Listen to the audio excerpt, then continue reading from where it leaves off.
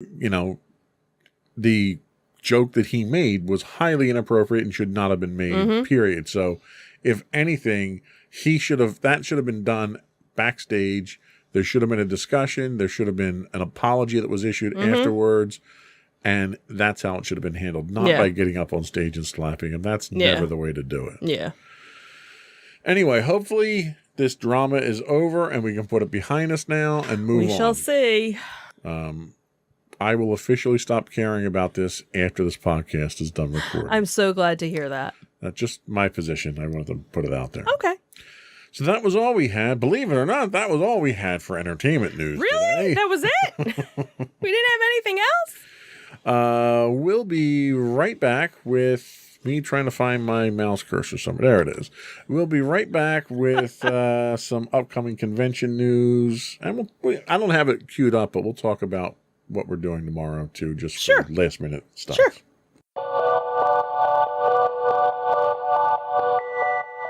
So what's our convention news? So the big one is obviously next weekend, and it is Friday, Saturday, and Sunday, and it is Fan Expo, formerly Wizard World. It's going to be at the Philadelphia Convention Center. It is the 8th, 9th, and 10th, so join tens of thousands of fans who are just like you and experience the ultimate playground for comics, sci-fi, horror, anime, and gaming. 3 days of citywide events, family-friendly attractions, and world-renowned celebrities await. The show times are Friday, 4 to 9, Saturday, 10 to 7, and Sunday, 10 to 5. Pre-sale tickets, or at least the reduced rate of pre-sale tickets has already ended, so you can probably still buy tickets online, and I'm sure they are going to be doing tickets at the door as well. Okay, and what are we doing tomorrow? So tomorrow we have the April Fool's toy show, and that is Pity the Fool. right, and that's one of our smaller little toy shows, kind of, well, not really local because it's in Delaware. Tens of fans. Tens of fans. Couple hundred fans. Yeah, it's a nice little local area. It's about a half hour for us in Delaware, right over the bridge. It's at the Nur Shrine Center. They do Saturday. Today is actually the train show that I think goes until like 4 or 5 in the afternoon. And then tomorrow is the toy show part of it. They have a couple of different rooms, usually some classic toys. Some vendors even have new stuff. It's definitely a place to find the unique, one-of-a-kind type things, too, as well. So yeah, the one thing that I like about this is it's a lot of older toys. Mm-hmm. So one of the things that I look for when I go to shopping at these, they're not conventions, they're toy it's shows. just a toy show. I look for vintage Star Wars toys, and this is a great place to find it. So I found my carded Vader here. Yep. I wound up pulling a land speeder that was in really good shape. My Millennium Falcon I pulled from me. So this is a great place to pull stuff from. Mm-hmm. Yeah, and it's kind of set up, it's all inside, but it's kind of set up like a flea market, I guess, with lots of different rows of tables. And, it's funny because there's always the guys that are selling like really old stuff. And it's like nobody ever buys anything. Like you never see anybody buying it. So it's almost like here's an opportunity to display where other people, are there obviously looking to make money. They usually have a guy selling video games. There's usually somebody selling, like 1 or 2 video game people, 1 or 2, DVD people. The movie guy is usually there. The 3D printed guy usually isn't there though. No, he's not at this one. He's usually at the bigger one. So anyway, we'll be there tomorrow, and we'll let you know how we make out. Yeah, we might have a few finds that we come back with. Absolutely. So that was all we had today. But before we go, I do want to once again implore you, because I'm not paying anyone to come to our site. I would implore you, or at least invite you, to visit and subscribe to the podcast. You can find audio versions of this podcast listed as Insights into Entertainment. Audio and video versions of all of our podcasts can be found listed as Insights into Things. Anywhere you can get a podcast these days. Pandora, Castro, Stitcher, Podbean, Buzzsprout, etc., etc. We also invite you to contact us and give us your feedback. You can email us at comments@insightsintothings.com. You can find us on Twitter at twitter.com/insights_things. We do stream 5 days a week on Twitch at twitch.tv/insightsintothings. You can find us on Facebook under Insights into Things Podcast. We're also on YouTube with high-res videos at youtube.com/insightsintothings. You can find us on Instagram under Insights into Things. Or you can get links to all that and much more on our official website at insightsintothings.com. That's it. Another one in the books. Have a good week, everyone. Bye. Bye.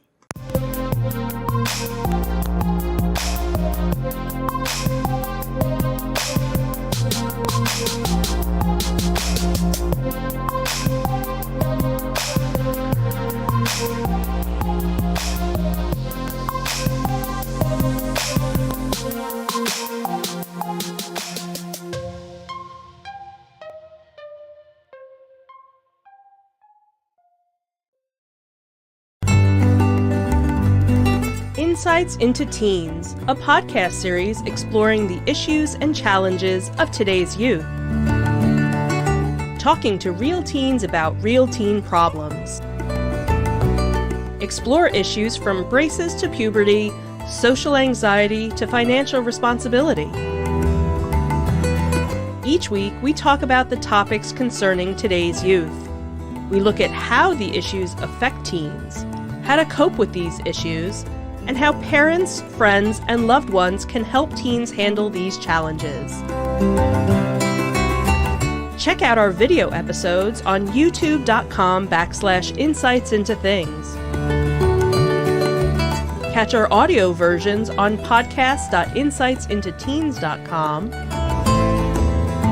or on the web at insightsintothings.com.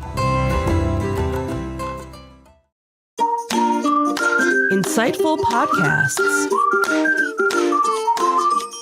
by informative hosts.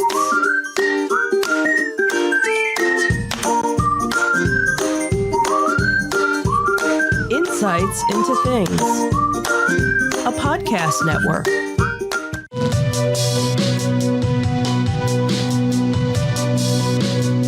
Welcome to Insights into Tomorrow, where we take a deeper look into how the issues of today will impact the world of tomorrow.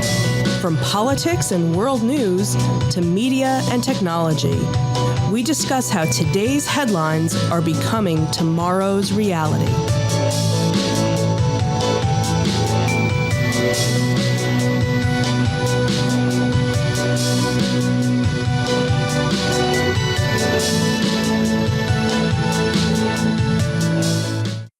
Welcome to Insights into Tomorrow.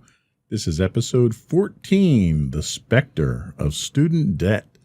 I'm your host, Joseph Whalen, and my co-host, Sam Whalen. Hello, everyone. How you doing today, Sam? Doing great. Can't wait to talk about student debt. As someone who is a victim of it, I think you probably are the best subject matter expert we've ever had on any of our shows. If I'm an expert, I don't know that much about it. So, I mean, I owe them. I know that. So that's much I know. Well, you might not be an expert, but you're definitely a victim of it. So this week, we are talking about the pandemic of student debt. Why is it a problem in the United States? We'll talk about a brief history of student debt, and we'll take a look at what's driving the rise in student debt these days. And then we'll take a look at possible solutions to this problem plaguing today's youth and what the future of student debt looks like. Before we do that, though, I would invite our listening and viewing audience to subscribe to the podcast. You can get audio versions of this podcast listed as Insights into Tomorrow. Video versions of all the network's podcasts can be found listed as Insights into Things. We are listed on Apple Podcasts, Spotify, Google, Stitcher, iHeartRadio, Amazon, pretty much any place you can get a podcast these days. I would also invite everyone to give us your feedback. Write in, tell us how we're doing, give us your suggestions for topics you'd like us to talk about. You can email us at comments@insightsintothings.com. You can get us on Twitter at insights_things. On Facebook, we are facebook.com/insightsintothingspodcast. On Instagram, we are at Insights Into Things, or you can get links to all those on our website at www.insightsintothings.com. Ready to get into it? Yep. All right.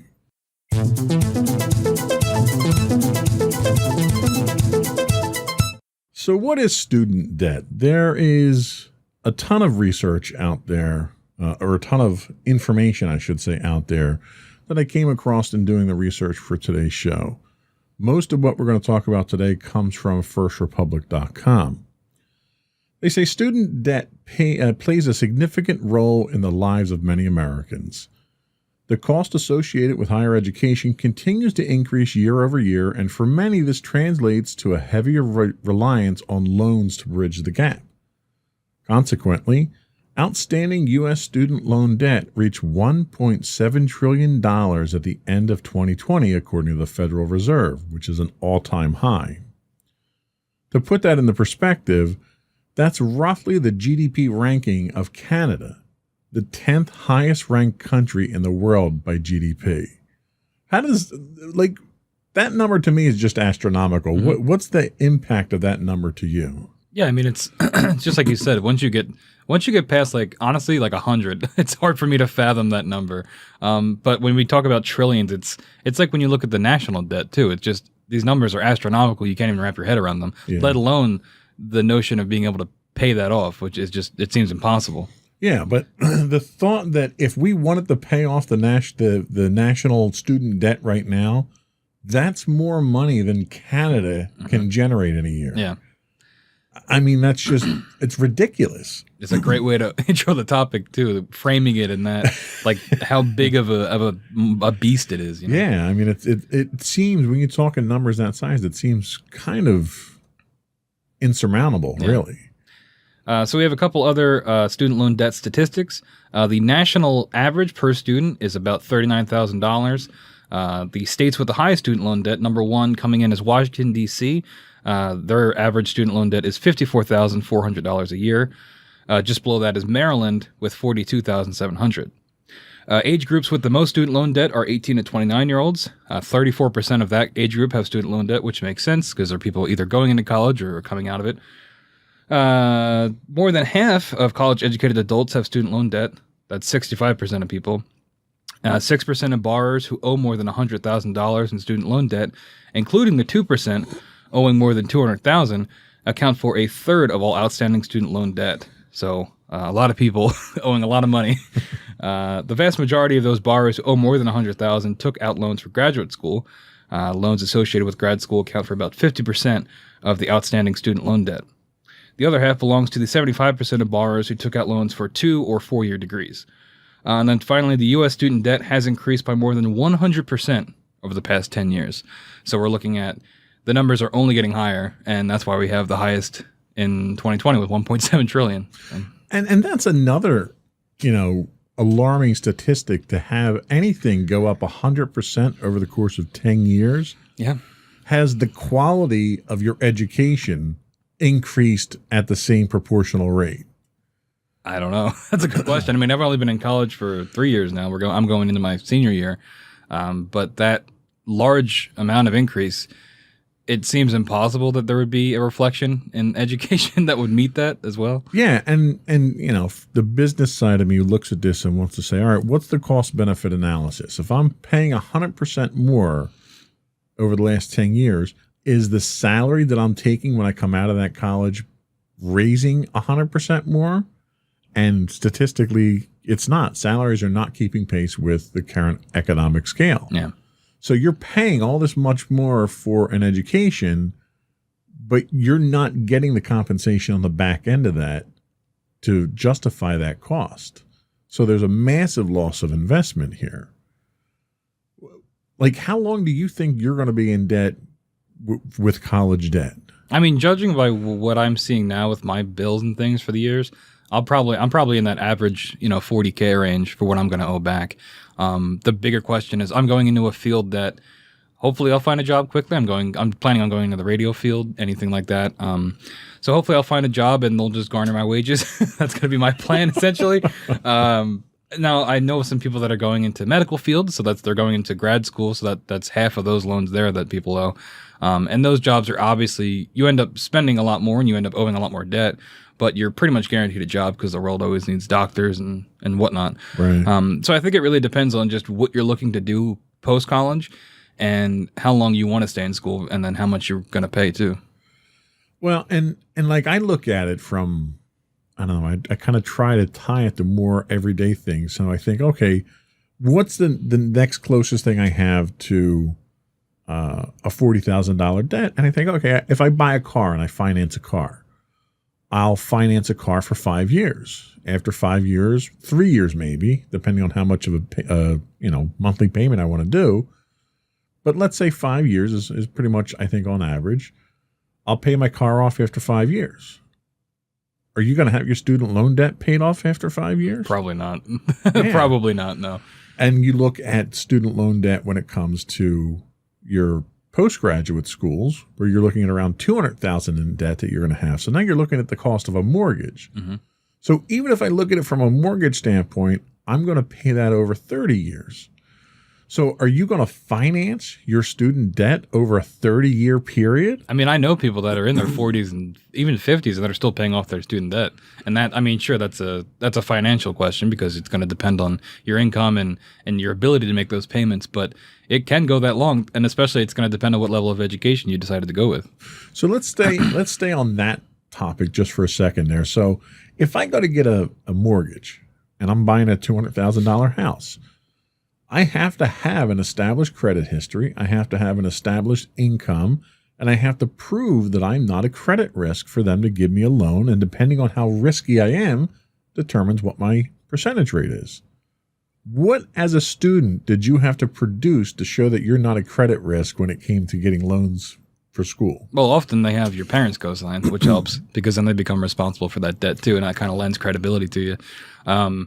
I applied to college, so I don't know how it works for grad school because I don't have any, aspirations of going down that path. But it wasn't as rigorous as a test as that of Right. Going for a mortgage. It was much more apply to the school, get into the school. Okay, you're pretty much you can just get loans, and there's not Right. that long of a approval process. It's more about how much do you make, so that we know how much to give you. And I think that's kind of the point that I'm trying to make here is that the process itself isn't nearly as rigorous as it is to make sure you're not a credit risk, to make sure you're capable of paying it back. Mm-hmm. There's almost an assumption of, oh, well, pay us whatever we ask for, and then we'll make sure you get an education and get a good job that you can pay that back. Yeah, and I imagine it probably is designed that way because people going into college, they don't want to think about after college when they're going to have to pay all this back. They want to get their education. They want to, if they have a career in mind, they want to get to that as fast as possible. So they'll take any loans they have to. Sure. And I think one of the indirect consequences of this is that you're seeing the number of people that choose to go into a vocational profession significantly increasing over those that are going to college. I thought about that. I mean, my freshman year in college, I took mostly gen eds. And I was like, this is not what I want to do. So I started looking at broadcasting schools, and I seriously considered it in my sophomore year, transferring and just going to broadcasting school because, going to broadcasting school because a lot of the people that I look up to in the area that are broadcasters either didn't go to college or went to broadcasting school. And it just seemed like, that's exactly what I want to do. Why not just do that? Right. But I ended up rethinking it because, just having the degree, you talk yourself into it. Yeah. And I'll probably talk more about that later, but just the mindset of kind of just accepting that as a notion, you kind of just become okay with it. And I had a friend of mine, her son, they had groomed him for going to college all through his high school career, his grades and all the extracurricular stuff and the clubs and all that stuff. And when he got to his senior year in high school and saw how much it was going to cost, he realized he couldn't afford it. Yeah. And he didn't want to be in debt for, the majority of his life. Right. So he decided, instead of going to college for accounting or business administration or whatever, he was going to be an electrician. And he went off and he went through a vocational school. He joined a guild and, is under an apprenticeship now. And he's making more now within less than 4 years of the time he would have spent in college. He's making more now than if he'd come out of college with a 4-year degree. And he's just starting out in his profession without all that debt. Yeah. I don't know. I think it depends on, we get into deeper questions of how do you measure success? What do you want from your educational career? And I think that once you figure out those answers for yourself, then you can kind of decide, do I really need college? Do I really need to do this? Right. In my case, yes. But in that guy's case, no, he didn't need to do that. If he enjoys being an electrician and he gets satisfaction from that work, there's no reason for him to go to college. He can do exactly what you said and not have to worry about debt, which is almost not unheard of, but rare. Yeah. At least with my generation. And it's a very valid point you make that it's very situational and very specific to the individual. Yeah. So that's the kind of the intro to the topic that we're talking about. We're going to take a quick break. We're going to come back and we're going to look at a brief history of how student debt has evolved in the United States.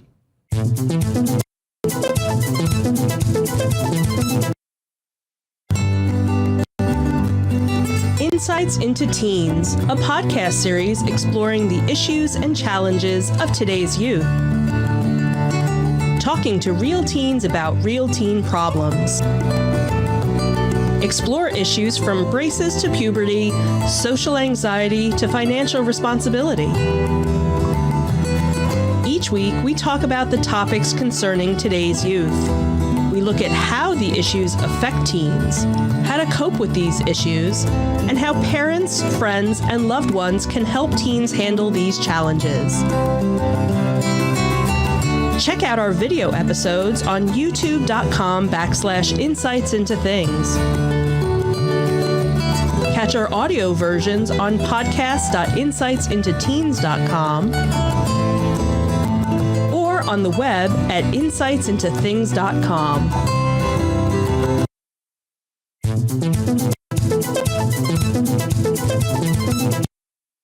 Welcome back to Insights into Tomorrow. We're talking student debt today. So let's just take a quick brief history of what student debt has looked like in the United States. Student debt really didn't come into being until around 1840. The first student loans in the U.S. were offered exclusively to students at Harvard in 1840. Public student loans didn't arise until the 20th century. So it's kind of a whole new concept as far as taking loans to go to college. And, the instance of people going to college didn't really increase too much until around the 1940s. So in the 2 decades prior to the institution of federally guaranteed student loans, the U.S. experienced a significant increase in college attendance, thanks in part to the GI Bill in 1944. So fulfilling the need for affordable higher education, the GI Bill subsidized, or in some cases completely covered, the cost of college education for nearly half the Americans returning from World War II. We jump forward to 1972, and the HEA was amended to ensure, the HEA being something that was up top there that I didn't talk about. The Higher Education Act of 1965. Sorry. Everybody knows it. It's one of the big bills. Yeah. If you're listening to this show, you should already know that. So the Higher Education Act was amended to ensure that education programs whose students were receiving financial assistance and student loans did not discriminate based on gender. I'm sure they didn't discriminate based on anything else. It's an evolving process, okay? So by 76, 77, all undergraduate students became eligible for Pell Grants. Together, these two popular programs further increased college attendance rates by providing financial assistance to individuals who previously could not obtain it. So the focus so far at that point was not controlling student debt, not controlling the cost of education. It was making education more available to those who wouldn't be able to do it because of discriminatory practices or financial difficulties and stuff like that. So up until the 1970s, mid to late 70s, the drive really was to enable students at that point. Yeah, so looking into the 80s now, these are when things sort of start to turn sour. 1986, parents and students had incurred nearly $10 billion in federal student loans, which is funny now that we're up to $1.7 trillion. Yeah, $10 billion is a drop in the bucket, right? Then considered then an outrageous amount. That same year, more than 1/4 of student borrowers owed more than $10,000 in student loan debt. Adjusting for inflation, that's about $21,000 today. So this is sort of where you start to see that this is sort of getting out of hand. And into the 1990s, student loan debt begins to skyrocket. In 1993, the average debt of a bachelor's degree was approximately $9,000, and within just 5 years, it was $15,000, and by 2003, it was almost $20,000, coming in at $17,500. And then finally into the 2000s, today the average loan debt, which we already mentioned, is roughly $30,000. Though one recent study by the Fidelity Investments puts that figure closer to $35,000. Approximately 20% of U.S. households currently owe student loan debt, as do 40% of people younger than 35, which is kind of wild. Almost half of people younger than 35 owe student debt. This means an increase of nearly 200% of overall student loan debt over the last 20 years. 200% in just 20 years. As of 2012, total student debt has surpassed $1 trillion. And that's astronomical. It really is, just that growth rate. Now, my first question there is, what's driving that cost increase? Is it the cost of education? Is it the financing side of things? Where would you pin the blame there? I mean, I don't really understand economics, but it seems like if more people are going to be able to get an education, then from a business standpoint, because colleges are businesses, then their market base is wider, right? So they can drive up that cost. And especially once college becomes a social norm where you're just expected to go to college, essentially, then that ensures their business model even more because people want to go to college. They can charge whatever they want. Well, yes, to a certain extent, I agree with the principle of economies of scale here. So back in the 1870s, when, maybe 2% of the population went to college educations should therefore have been exceedingly expensive.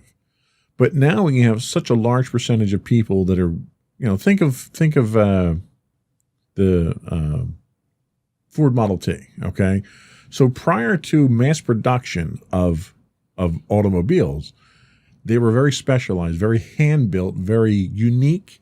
A couple of them rolled off the plant per month. So as a result, they were very expensive to cover your overhead. Well, when the Model T comes around and you're rolling hundreds of these off the assembly line per day, you can now produce them, thanks to economies of scale, you can produce them much cheaper and then distribute that overhead cost across many more customers. And I would have thought that same model would have translated into your education system, where the more students you have, the lower that tuition rate should be, logically. That'd be nice. It doesn't seem like it went that way, though. I don't know. I don't really have an answer for that. I guess because as the debt numbers increase, too, does that allow for, are the higher tuitions not really questioned because it just happens so quickly over time? I don't know. It would be nice if that logic applied, where if the more people went to college, the cheaper it was. But it seems like it's the opposite. It does. And then I have to take a look at what's the cost of college. What has gone up so dramatically for a college education? Is it technological advancements? Is it the cost of campuses? Is it property related? Like, what has happened in the last 20 years at your local college that would make it so much more expensive to go? I'm not sure. I mean, if they're dealing with more money, maybe they just feel the need to spend more money on things that maybe they don't necessarily need, new facilities that might look nice and might provide for people that use them, but do we really need them? Or large structures, like parking garages and things like that. Are these things necessary? And maybe they're just spending that money because they have it. and that encourages the need for more money to keep doing that. I don't know. Like it's a self-fulfilling prophecy. That makes a lot of sense. And I also have to look at these colleges that are very athletically driven. Mhm. You know, all your Big Ten colleges and your Ivy League colleges where you're bringing in a significant income from the sports and athletics that are happening at your college. Why isn't that going into lowering the cost of tuition for your students? Yeah. I mean, we could do a whole other show on college sports like that. I mean, they just had the NCAA ruling where they can get money from their image, which is nice, but the school still can't pay them. Yeah. And the school's still getting a ton of money, especially big schools like that. Right. Just on like the broadcast rights alone.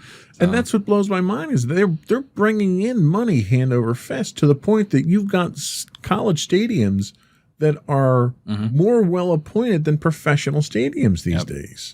Yeah, I don't know. When I look at it, I look at it very cynically, and it just seems like these are businesses first and educational institutions second, and they are very greedy. Yeah. And it just seems like they want to get as much money as possible out of people. So Forbes did do a study on what's driving the increases in higher education. Now this study was done September of 2020. And their conclusion, college is expensive. Good work, Forbes. That was helpful. They said since the 1999 to 2000 academic year, the net price of tuition, fees, room and board at a public four-year college has increased 68%. 68% in 20 years. That's insane. The amount borrowed to go to college each year has doubled in the same time. And today, the cumulative federal student loan debt is over $1.54 trillion, more than double the amount of 2010. That's insane. They say that much of the focus around student debt is around rising tuition, and for good reason. As states disinvested in higher education, tuition increased across the country. Published tuition at public four-year colleges rose by 36% from 2008 to 2018, and in many states, tuition rose even more. Today, most student funding from states is 8.7% less than it was before the Great Recession, which should be a warning sign given the current economic situation. So there's a good driving force there that we're not talking your Ivy League schools. We're talking your state-sponsored schools. In New Jersey, we're talking your Rowans, your Rutgers, ones that get funding from the state. The state has now cut back because of economic concerns. Yeah, I mean, that makes sense. States cut the funding, so the colleges have to raise tuition. Now, do they have to raise it by 68% in 10 years? I don't know. Well, not when you're only cutting it by 8.7%. Yeah, exactly. How do you justify that? Yeah. So many have proposed making public college tuition free, which I don't think I'd argue with that. But that alone won't address student debt going forward because tuition isn't the only driver of student debt. The total cost of college also includes living expenses like textbooks and room and board, regardless if a student lives on campus or not. Living costs actually are more expensive than the sticker price of tuition. In fact, tuition and fees only make up 48% of the total cost of college at a public four-year college. At public two-year colleges, it's even smaller. It's an even smaller share at 29%, with living costs almost making up 2/3 of the cost to attend. So you were living on campus your first year. How did that go down? That's something that we didn't even talk about. Like, you're taking out your college loans, but you're also like renting an apartment basically. And, I only did it for 1 year. It just wasn't for me. And I live close enough to campus that it's not really necessary. And it was very expensive living on campus, at least. I mean, there's options, where you can like just get an apartment off campus that I think those might be cheaper, especially if you have roommates, you split that cost. But yeah, a lot of that cost is coming from living there because it is a secondary apartment rental essentially. And it's really great for some people. You're living on campus. Where I was in the heart of campus. So you can get pretty much anywhere quickly. So there's a convenience factor. There's a social factor because if you have a lot of friends on campus or you're part of a fraternity or a sorority, you have easy access to that or any clubs you're on campus. So there's definitely benefits. It's just, is it worth again, it's a personal decision. Is it worth the, in my opinion, very high cost that room and board is going to run you? Yeah, that's a very good point. Now, when you stopped living on campus, did your costs go down significantly? Yeah, it did. By these kind of percentage numbers? Yeah, roughly. I don't remember exactly. Like I would have to look at my actual bill because you can see all that. But yeah, definitely there was a decent chunk that was taken out because I was no longer living on campus. That's a very good point. So they say that covering tuition alone won't eliminate the need for many students to borrow money. Many of the existing, quote, free college proposals would continue the Pell Grant program and allow low-income students to use the grant to cover living costs, which would help low-income students. So a lot of the financial support that's out there now would still continue, even though eliminating tuition fees isn't going to be the end-all, be-all, but there are still other methods out there to assist students. Yeah, that's another thing. I was looking at my bill recently, like I mentioned, and it goes tuition, and then it just says fees, and that's like a third of the cost. It's like, what are fees? And, you know, I'm sure you can, if you ask, they'll break it down for you. But it's strange seeing, all right, I understand what tuition is. I'm paying you to go to the school. What are fees and where are they going? And it's Right. like, that's where you get into why is this costing so much? And it really makes you wonder, especially if they're fees for things that you aren't using. Well, and, you know, you get that sort of thing on utility bills and stuff like that, where, you know, they try to hide all the costs. Yep. But when you're talking $1.5 billion, you need to kind of be a little more upfront with these. So what other factors are there that we have to weigh in? So there's the graduate school. In 2019, the number of loans dispersed for graduate school accounted for 16% of all federal student loans issued. While they were a small number of loans, they actually accounted for 41% of the dollars dispersed. That's because of the amount graduate students borrow, because graduate school is really expensive, no matter what level you're going for. While many often talk about borrowers with six-figure student debt, that's not undergraduates. According to federal data, the average debt for a bachelor's degree is about $27K. We've talked about that before. That's because they're cheaper, but also there are strict federal limits on undergraduate borrowing. The same federal data shows that there is only one degree level where the median bar exceeds six figures, and that's for your doctorate, so for law or medical school. On top of all of this, another driver of the rise in student loan debt is the sheer number of people going to college, kind of like we were talking about. There's just more access to it. So because of that, the borrowing has also increased. Undergraduate enrollment has increased by more than 3.5 million students since 2000, and more people are going to graduate school as a result of that. From 2000 to 2018, enrollment for graduate school increased by 41%. The rise in cumulative debt looks astounding, but it's also important to consider all pieces of context that contribute to that increase. If people really want to eliminate student debt, it will mean finding a way to cover graduate school as well, in addition to the expensive living costs. And no plan exists to ensure that all students can enroll at Harvard at free of charge. So it comes down to idealism, right? You would like these things to be free, but it's in the real world, that's just not going to happen. Yeah, and I don't think most students are shooting for free college. I think the vast majority of students who carry student debt loan at this point in time are just looking for reasonable cost. Mm-hmm. And the numbers that we're talking about so far kind of prove that these costs are well beyond reasonable. Yeah, absolutely. I mean, being able to go to college is definitely a privilege, and it's good that more people are able to do it. And it just so happens that that access comes with a literal and figurative cost of just being in debt. But if that means that somebody that normally, 30 or 40 years ago wouldn't have been able to go to college, that can now, I think that's a good thing. I just think that, like you said, those numbers are ridiculously high and don't need to be that high. Yeah, and I don't think anybody expects to be debt-free when they get out of college, but you got to make sure that the increases in debt kind of are warranted for what you're getting out of it. Yeah, you're not just bleeding people dry. Yeah, and that's really what it seems like at this point. So we're going to take another quick break, and then we're going to come back and talk about some possible ways to address the student loan problem.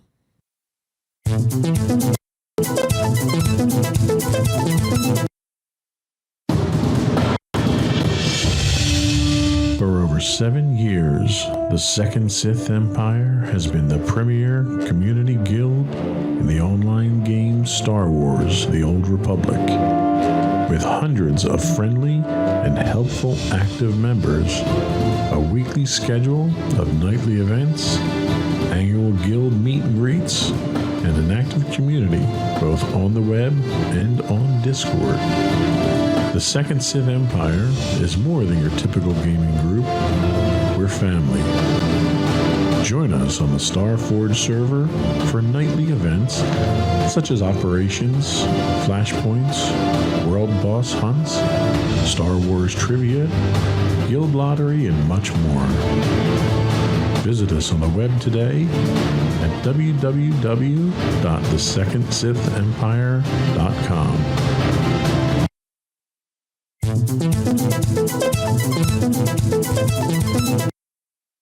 Welcome back, everybody. We are talking about student debt today. So some ways to address the student loan debt problem. This is coming from the University of Washington. There's the Student Loan Fairness Act. The Student Loan Fairness Act proposes to tie interest rates to the Federal Reserve discount window rate. I don't know what that means. I'm not an economist, but that sounds like it might be a good thing. Student loan borrowers are currently paying 9 times higher than the banks are able to borrow for. These rates would apply to federal subsidized Stafford loans. The Student Loan Fairness Act would offer borrowers the 10-10 loan repayment plan, which limits the payment on student loans to 10% of discretionary income. This is already offered with the income-based repayment, which I think I mentioned earlier when I was joking that they're just going to take from my wages. One of the big differences is that the proposed 10-10 repayment also offers a maximum capitalization of 10% of interest over the loan that was taken out. This means that your loan balance will never surpass your original balance plus 10%. The Student Loan Fairness Act would allow borrowers a year in which they would be able to convert their private student loans into federal loans if they qualify. And even if you don't qualify for the conversion, the mere fact that this option exists will force private lenders to work with their borrowers and offer programs to parallel what is offered in federal programs. And then finally, the Student Loan Fairness Act offers forgiveness to public sector employees after only 60 months. So that I don't understand the larger terms, but in general, that sounds like it'd be a good thing. So to kind of put this into perspective, when you go and you get a mortgage, okay, so you buy a house for $100,000, let's say, just to keep the number simple. What they'll do is they'll charge you an interest rate, we'll say 5%, and they'll amortize that over the course of the loan.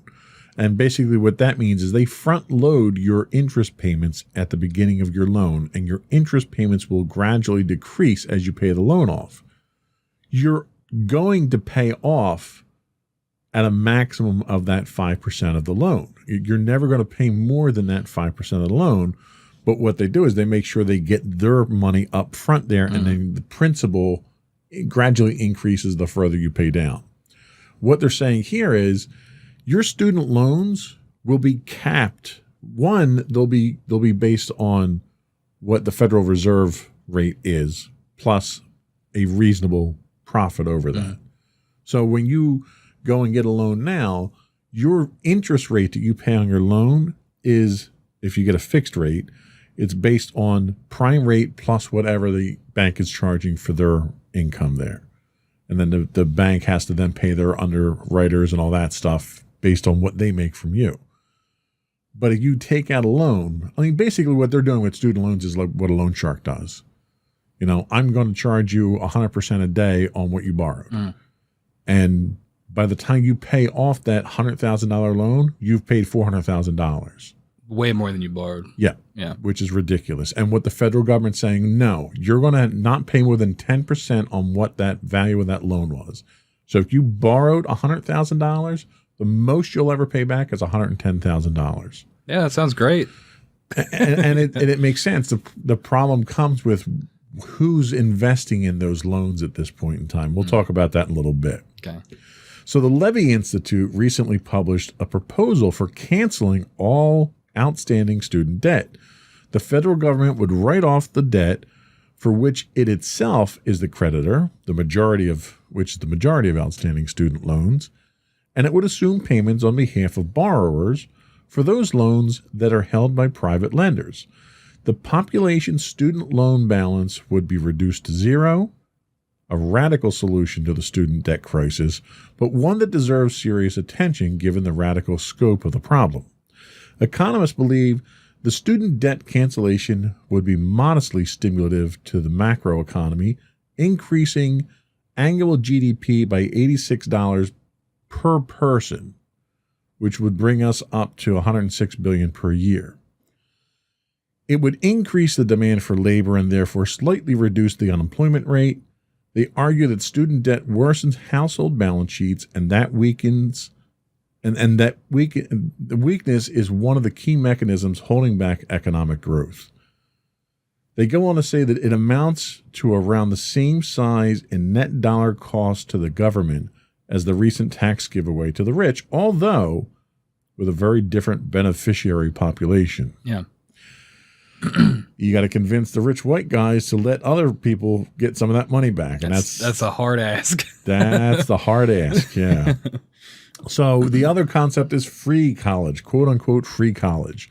Free tuition at public colleges and universities, eliminate federal government's profiting on student loans, cut interest on student loans, allow students to refinance loans at today's interest rates, allow low-income students to use federal aid to cover room, board, books, and living expenses. Now, this is sort of like the wish list solution that they have, but some of it makes sense. So, for instance, nowadays, if you have a house and you bought your house 10 years ago and you got a 5% mortgage, which would have been exceedingly high, you can go back to the bank after a certain period of time and refinance that at a lower rate. You can't do that with your student debt. Mm-hmm. So if you got a rate of 15% on your student debt, which is essentially what a credit card rate is, you can never go back. You're always paying that amount for the life of the debt. Which is going to bleed you dry. Right. So you don't have, with student loans, you don't have a lot of the same rights and freedoms that you do with other financial loans that you might take out. And I think one of the things that pretty much all of these programs are trying to do is level that playing field to make it more fair. Yeah, I mean, that seems reasonable. And I look at things like this and it feels like it's by design, especially because it's the demographic of, I think we said earlier, 18 to 29-year-olds, somewhat, green to the world. And when you're taking on these huge loans that you then later have no control over, it feels predatory. Yeah, extremely predatory. And I think one of the problems that we're seeing now is a lot of different solutions are coming into play at different levels, different state levels. The federal government's got a couple in place. So nobody's coming out with a unified plan with this. Like, for instance, University of Michigan created the High Achieving Involved Leader Scholarship. The Tennessee Promise, which was adopted in 2014, offers 2 years of tuition-free community college or technical school to all high school graduates. All these different proposals all have pros and cons to it. And I think what you need something at the federal level that melds all of these different programs together to try to give us really the one-size-fits-all answer to it. Yeah, definitely.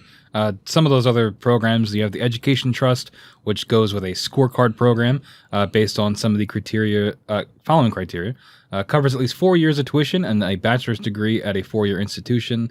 It helps low-income students cover living expenses, includes adults and returning students.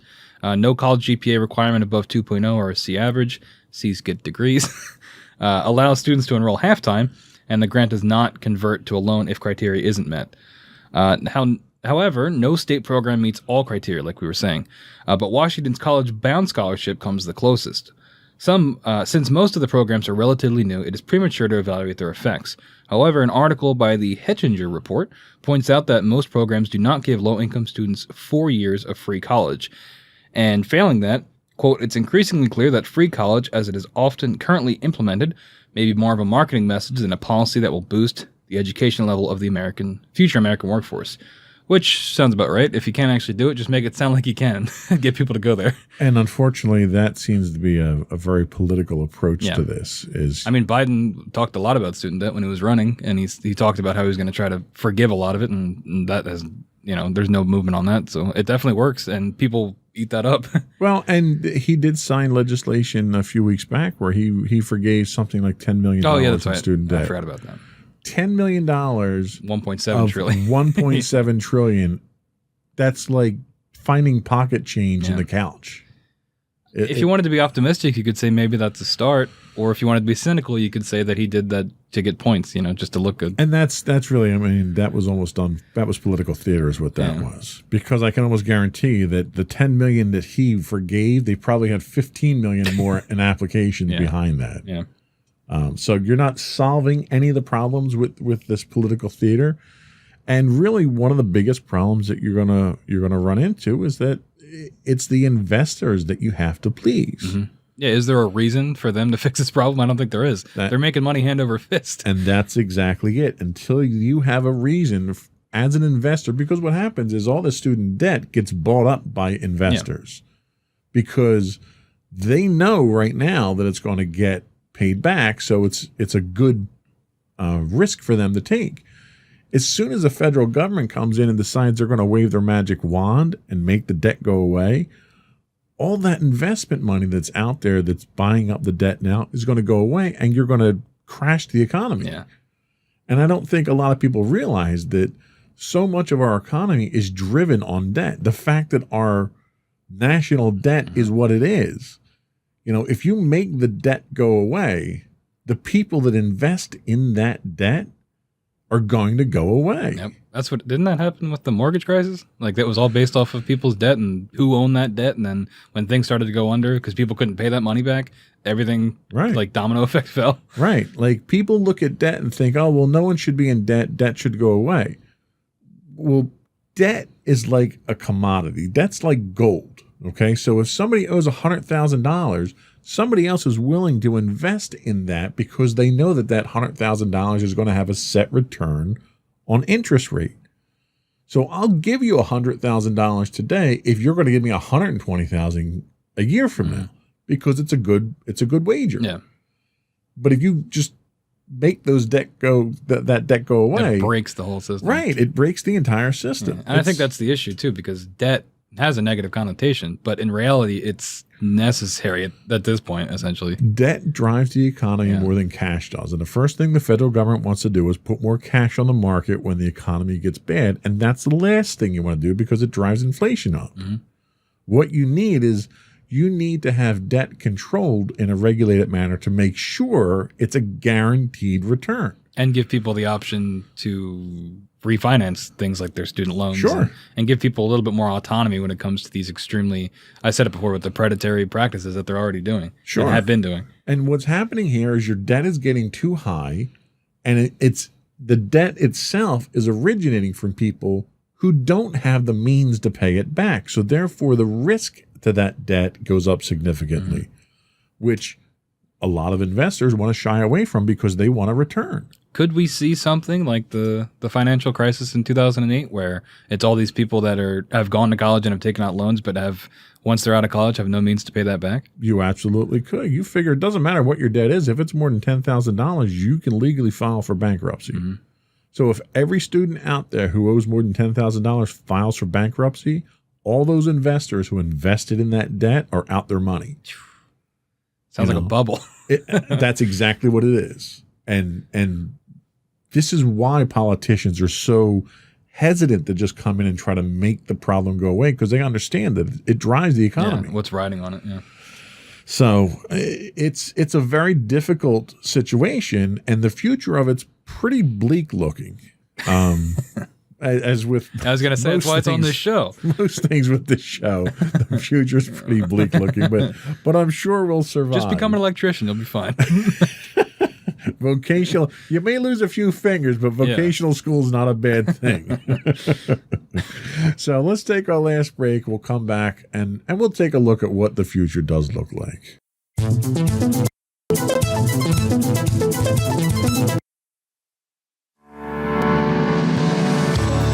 Insights into Entertainment, a podcast series taking a deeper look into entertainment and media. Our husband and wife team of pop culture fanatics are exploring all things from music and movies to television and fandom. We'll look at the interesting and obscure entertainment news of the week. We'll talk about theme park and pop culture news. We'll give you the latest and greatest on pop culture conventions. We'll give you a deep dive into Disney, Star Wars, and much more. Check out our video episodes at youtube.com/insightsintothings. Our audio episodes at podcast.insightsintoentertainment.com, or check us out on the web at insightsintothings.com.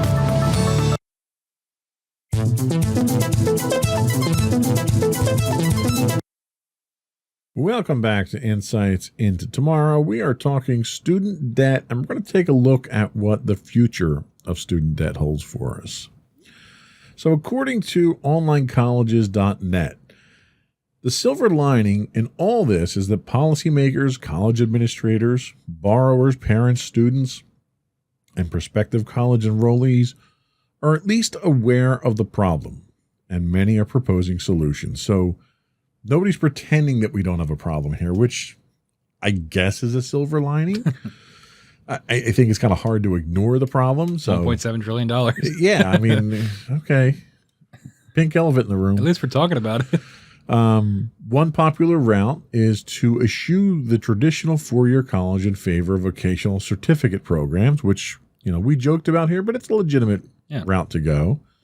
In 2012, manufacturers reported that as many as 600,000 jobs went unfulfilled because workers lacked vocational skills. My father used to joke around trying to encourage us to go to college, which my father was not a very particularly encouraging individual. He wouldn't make a motivational speaker. He would tell us, well, the world always needs ditch diggers. Mm-hmm. Thanks, Dad. Appreciate that. They don't have debt. Maybe not college debt. They don't have any income either. But they go on to say, in fact, a recent report noted that 29 million jobs in the U.S. that require vocational skills but do not require a bachelor's degree, and most award an annual salary of $35,000 or more. Now, I don't know if $35,000 is above or below the poverty line. I know $35,000 is pretty low. Hourly, I don't know. I think that's probably about 15, which is what people are trying to get for a minimum wage. And minimum wage is traditionally always below the poverty line. They say some solutions look to change the terms of the loans themselves, which we've talked about.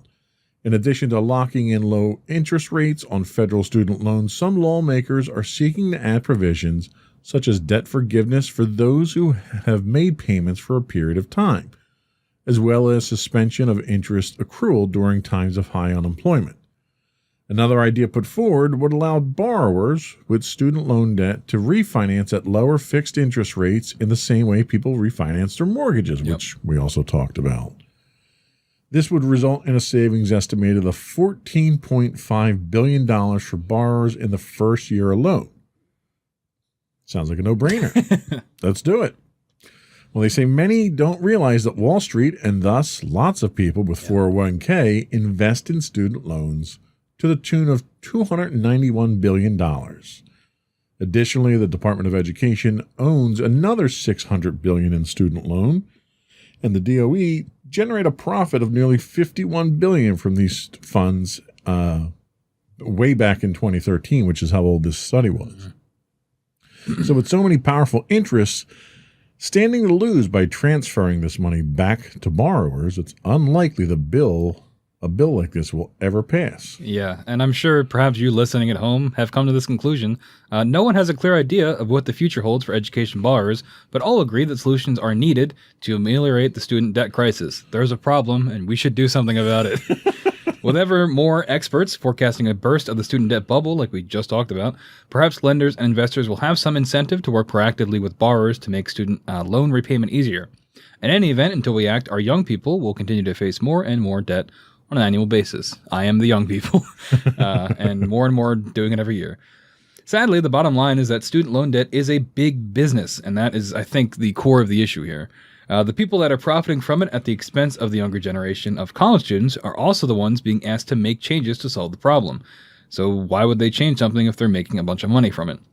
However, it's a problem that those investors created to their benefit. As a result, they aren't particularly motivated to take money out of their own pockets and give it back to the debt-laden students or the future of this country. And that really is the bottom line. It's just the people that need the changes are the ones that are making the money. It's almost like when you try to change politics for the better. The people that need the change in politics are the politicians themselves. And they're never going to do anything that bites them in the hand that they feed themselves with. I think the only real way you're going to see change is if people would stop going to college, because then those debt numbers wouldn't, go up as high. But I don't think that's ever going to happen. Well, what you'd really see changing is if people stop paying their debt and they file bankruptcy. Yeah. And then these people that are investing with their 401k and everything else. And it's interesting they point out 401k. So it's not just these high-powered bankers that are making money off of it. People don't realize where their 401k investments go, and it goes into funds that pick up these debts. So, like, if you have a 401k and you have a child that's going to college, could you theoretically be making money off of their debt? Absolutely. Which you could also be co-signed too. How does that? That's Absolutely. crazy. But it's one of those things where you're 6 degrees removed from it. Yeah. So you invest in a mutual in a fund. That fund has maybe bonds that it invests in, and those bonds are then being forwarded over to a bank or purchased from a bank, and that bank is doing the student loan. So you're pretty far removed if you're a 401k contributor. Right. But yeah, you're contributing to that problem. So I kind of equate this almost to the issue that we have in this country with medical insurance and health care. Everyone says, oh, well, we need to have free health care. Well, no, you don't need free health care. What you need is affordable medical care. Yeah. You look at these other countries that have kind of socialist programs like Canada and the UK and stuff. They don't get free health insurance. They get free health care. And the problem that we have here is we want to tackle the insurance problem when nobody's looking at the expense problem. Right. I shouldn't walk into an ER and get an aspirin and have that aspirin cost $500 and then expect the insurance company to pay for it. Yeah, and it's the same thing here. We're looking at the debt issue, but it's more of why is the cost so high in the first place of college? Exactly. Why has the cost gone up to the point that they can't justify that increase? You're not paying higher salaries to your professors to justify it. You're not buying new campuses or facilities or technology. Like, the schools, the colleges need to justify the increase in tuition. And until they can justify that on paper, there's no reason to pay it. And that's what the government should be targeting. The government shouldn't be worrying about student debt, because if you control the cost of college and the overcharging of it and the profiteering in colleges, that will automatically control your student debt. But on the other hand, at the same time, you also have to make sure that your student debt is treated as fairly as all your other debt is. Yeah, by giving people the option to refinance and things like that. Exactly. Tying it to a prime rate, tying it to a maximum amount of interest that can be earned on it. So if you applied the rules evenly across the board for debt, that would solve a good portion of the problem.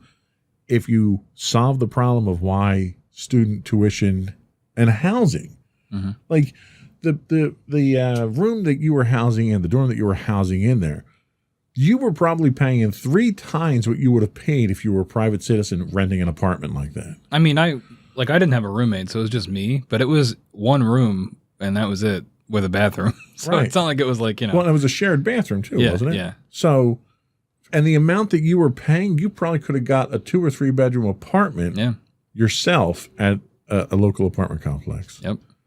So those costs have to be controlled, and until that happens, there's no point even trying to tackle the debt issue. Exactly. So anyway, I it's as much as we are doom and gloom at the end. We of these actually had some shows, solutions this time. We did, and I think some of these. The problem, actually, I think that the reason we did is the problem literally is so big, you can't help but start throwing solutions at it and have some of them work. Yeah. We're not going to solve all the problems, but I think if people stop trying to rip off our students and, our students are the future. And if they're so laden with debt, one, they're either not going to go to college, you're not going to be able to fill the jobs that we have, and you're going to become a third-class country here because we don't have educated people that can fill the jobs that we need, Mm-hmm. or you're going to have people that are so laden with debt, everyone's going to declare bankruptcy and crash the economy. Yeah, I was going to say that was our solution. We just tell everybody to declare bankruptcy and tank the economy. Right. I mean, that's the, then you let the government deal with the consequences of that when the economy crashes. So, and then will they have to buy us out? There you go. There you go. See? See? So anyway, that's our show for today. Appreciate everyone listening and watching. I would also invite folks once again to subscribe to the podcast. You can get audio versions of this podcast listed as Insights into Tomorrow. Video versions are available as Insights into Things on Apple Podcasts, Spotify, Google, Stitcher, iHeartRadio, and so forth. Would also invite folks to email us. Give us your feedback. Give us show suggestions. You can email us at comments@insightsintothings.com. You can get us on Twitter at insights_things. We do stream 5 days a week on Twitch at twitch.tv/insightsintothings. If you are an Amazon Prime subscriber, you do get a free Twitch Prime monthly subscription. We'd appreciate it if you threw that our way. You can get us on Facebook at facebook.com/insightsintothings podcast and on Instagram at insightsintothings. Or you can get links to all those on our website at www.insightsintothings.com. And I think that's it. Another one in the books. Bye. Bye-bye.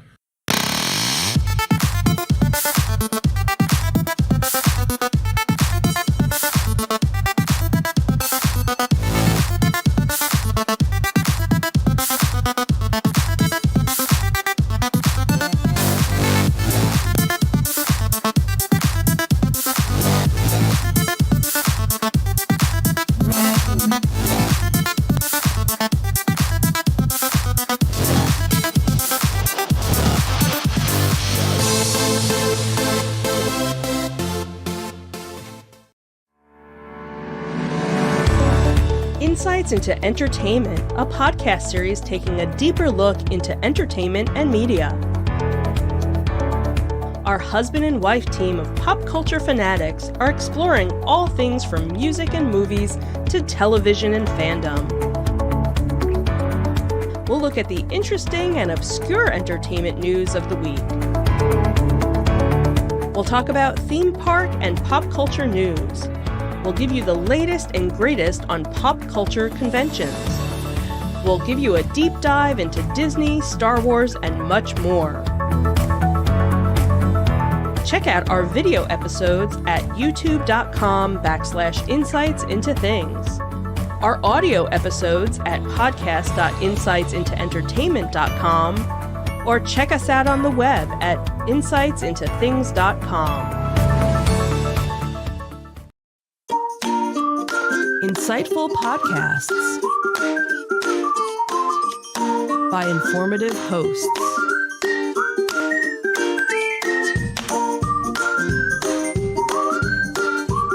Insights into Things, a podcast network.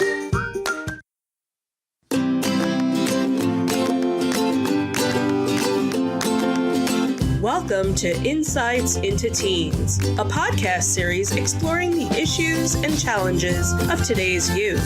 Your hosts are Joseph and Madison Whalen, a father and daughter team making their way through the challenges of the teenage years.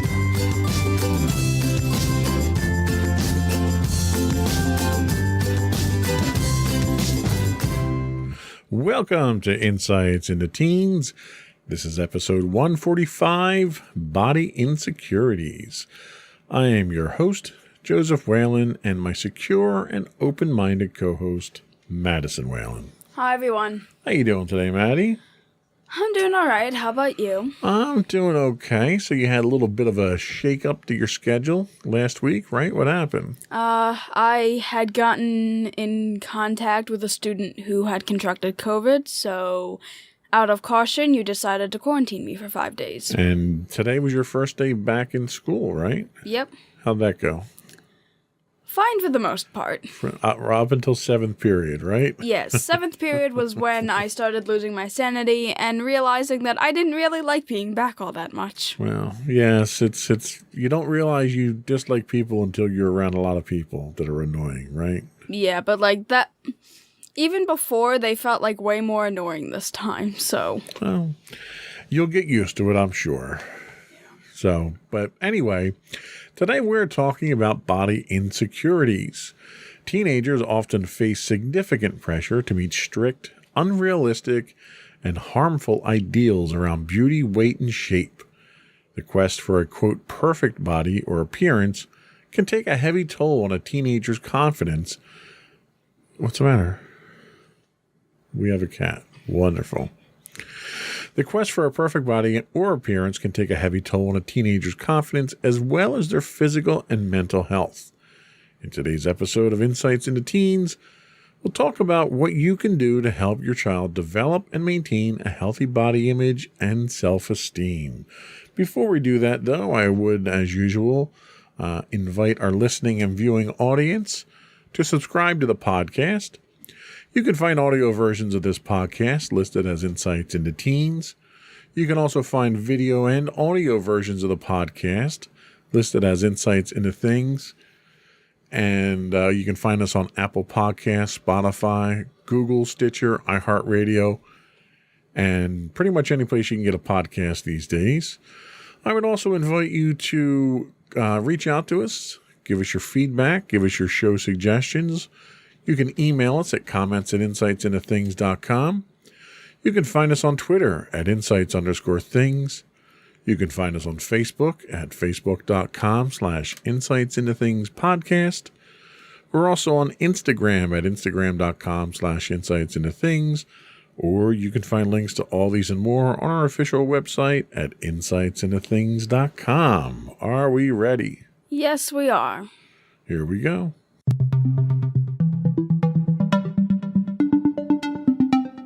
So what is body insecurity? This definition comes to us from medicalnewstoday.com. They say body insecurity is the product of a negative body image. Body image refers to how an individual sees their own body and how attractive they feel themselves to be. Many people have concerns about their body image. These concerns often focus on weight, skin, hair, or the shape or size of a certain body part. However, body image does not only stem from what we see in the mirror. A range of beliefs, experiences, and generalizations also contribute. Throughout history, people have given importance to the beauty of the human body. Society, media, and social media, as well as popular culture, often shape these views, and this can affect how a person sees their own body. However, popular standards are not always helpful. Constant bombardment by media images can cause people to feel uncomfortable about their body, leading to distress and ill health. It can also affect work, social life, and other aspects of life.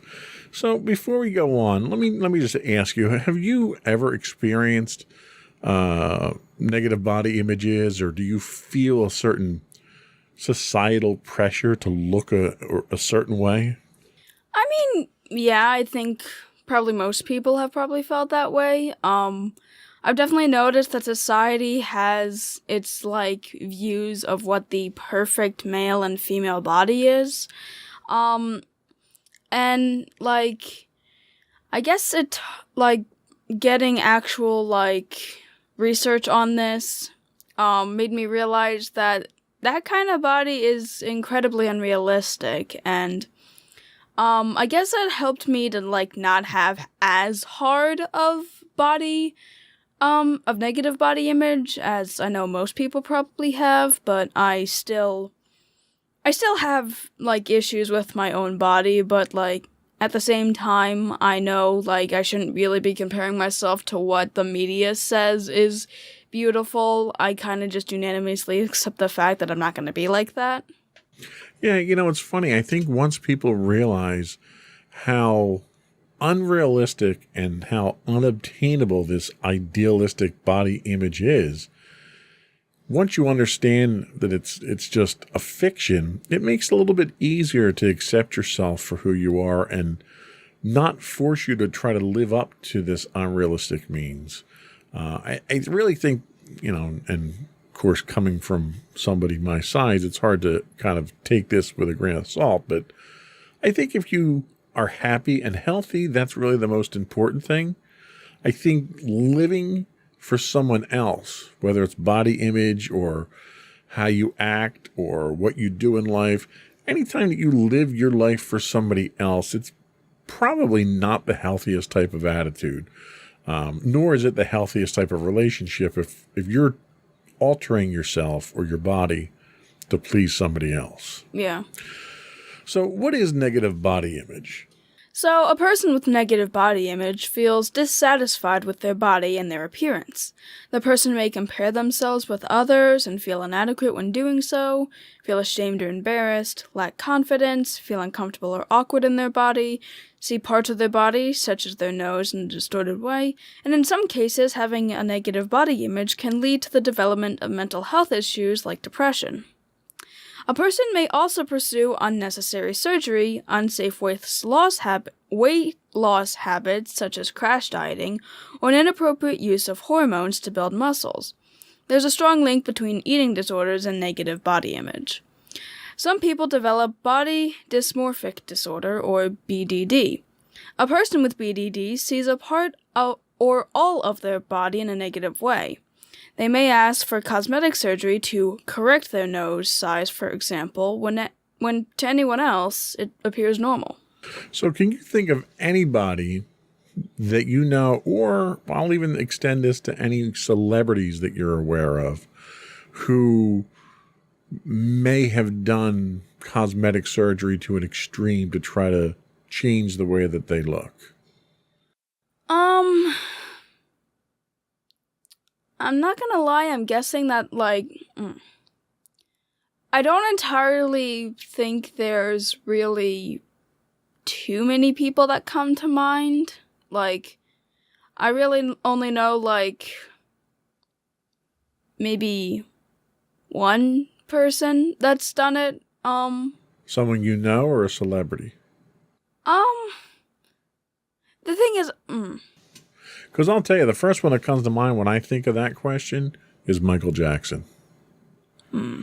Michael Jackson had gone through so many plastic surgeries on his face, specifically his nose, that if you look at a picture of Michael Jackson from the 80s and one from shortly before he passed away, he looks like literally a completely different person. And I never really understood what would drive you to that, because we're not just talking about, weight loss being where your body insecurities. There are people that have complete changes to their body, and a lot of times it's people as they get older, they want to have the proverbial nip and tuck here, a facelift here, or get rid of the wrinkles here or liposuction here so that they can maintain that youthful look, especially when we're talking about the entertainment industry. Mm-hmm. And unfortunately, even more so, women in the entertainment industry, because the entertainment industry has a tendency of typecasting women of a certain age, and it limits the roles that they can get. So these women feel compelled professionally to alter their bodies in a way to look younger and more fit in order to get a better selection of roles. Even that is a body insecurity thing, but that's an artificially created body insecurity thing by the industry. Yeah. So physically altering yourself, aside from just not liking how your body looks, is another form of that body insecurity. Yeah. So where does negative body image come from, you might wonder? A body image does not develop in isolation. Culture, family, friends, they all convey positive and negative messages about the body. The media, your peers, and family members can all influence a person's body image. They can encourage people, even from a young age, to believe that there's an ideal body. The image is often an unnatural one. The fashion industry also sets an unhealthy example when they employ underweight models to display their products. Discrimination based on race, size, ability, gender orientation, and age also play a role.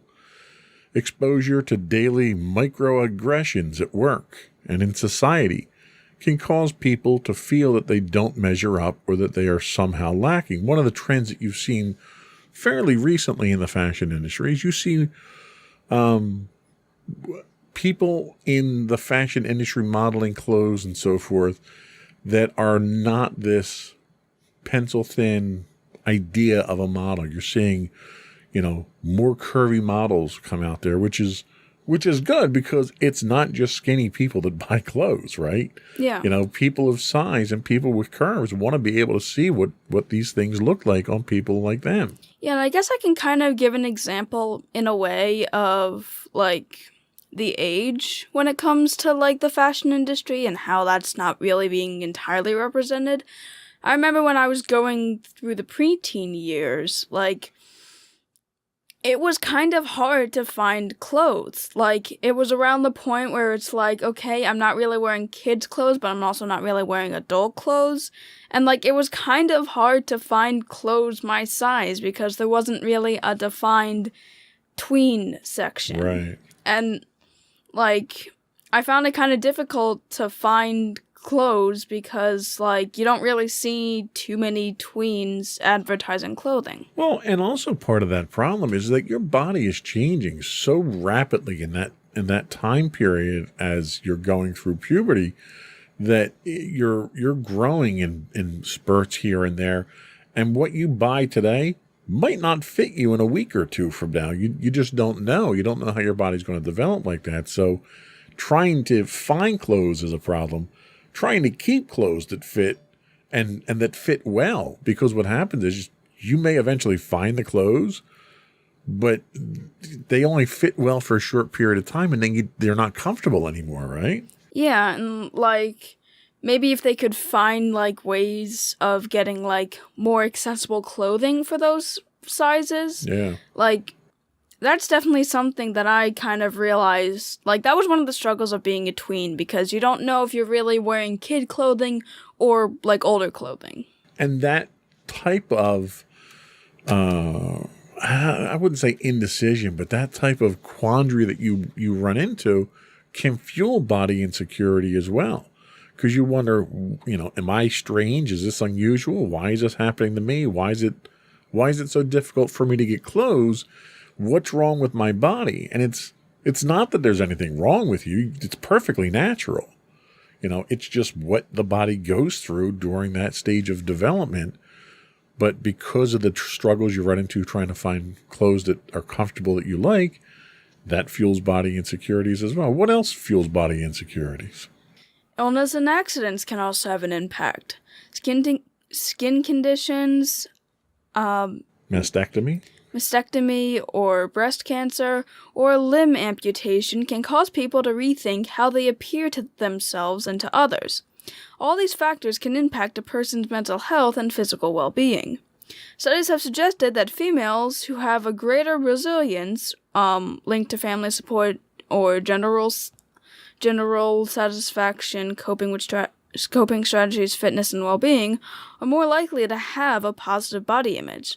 This suggests that emotional insecurity may also contribute to a negative body image. Body despairing conversations include fat talk, which refers to when people talk about how fat they look or feel. These conversations can lead to further negative feelings, low mood, or negative eating patterns. Yeah, and that's a great example of the fact that body insecurity isn't just something confined to teens.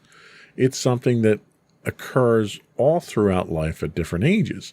And the illness and accidents impact, the first thing that comes to mind when I think of that is, soldiers that come back from active duty might have had situations where they were injured in combat. You might have scars, you might have lost limbs, and all of that causes body insecurity as well. So there's all kinds of effects. There's all kinds of factors that affect body insecurity, and it's not confined to just the teenage years, right? Mm-hmm. Fat talk. Okay, so I'm one who tends to use self-deprecating humor to diffuse situations a lot. I'm fat. I know I'm fat. I'm okay with that. I stopped having body insecurity images a long time ago because I got sick and tired of worrying about what other people think about me. So I'm perfectly comfortable making jokes about it. For me, it's a lot easier to make a joke about it and diffuse the situation before somebody else has an opportunity to make a joke about it. Because once you say it, it's out there and it's open and they can't say anything at that point in time. So for me, that's kind of the route that I take. But it's not that I'm obsessed over, yes, I probably should lose weight. I should probably get in better shape, etc., etc. You know what? At this age, I'm not going to change. I've accepted that. And, you know, for better or worse, that's just the way things are. But when you do it to people who haven't reached that, I don't want to say enlightened point, but that, we'll say indifference. When someone hasn't reached that level of indifference, it can have a serious mental effect on them. You know, people think of that when you start talking about things like that, and it scars people. You know, it scarred me for a long time when people would make jokes and stuff like that. And you kind of have to think of the effect that it's going to have before you say something like that to someone. And it's not just fat talk. I mean, if somebody has an unattractive smile or, you know, an unattractive nose, or their ears may be a little bit larger than others, when you say stuff like that, like I think about, you know, when I was a kid in high school and, you know, some of the jokes that I would crack because everyone else was saying them, it's like, you come to a point where you realize the effect that has on people. And if you don't feel bad for inflicting that on someone, then I think there's probably something wrong that you need to see some kind of professional help for. Because anytime you willingly try to hurt someone like that, it's not a good thing. Yeah. And it's important to understand that these types of things, even though you may not think that you have body insecurity images, and you may think that it's just a joke, that joke could have significant impact on somebody else. So it's important to keep those types of things in mind. So let's take a quick break. We'll come back and we'll talk about the causes of negative body image. Alrighty. We'll be right back.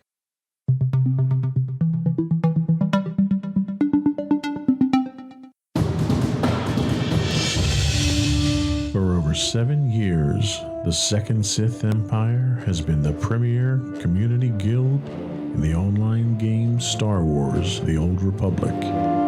With hundreds of friendly and helpful active members, a weekly schedule of nightly events, annual guild meet and greets, and an active community both on the web and on Discord.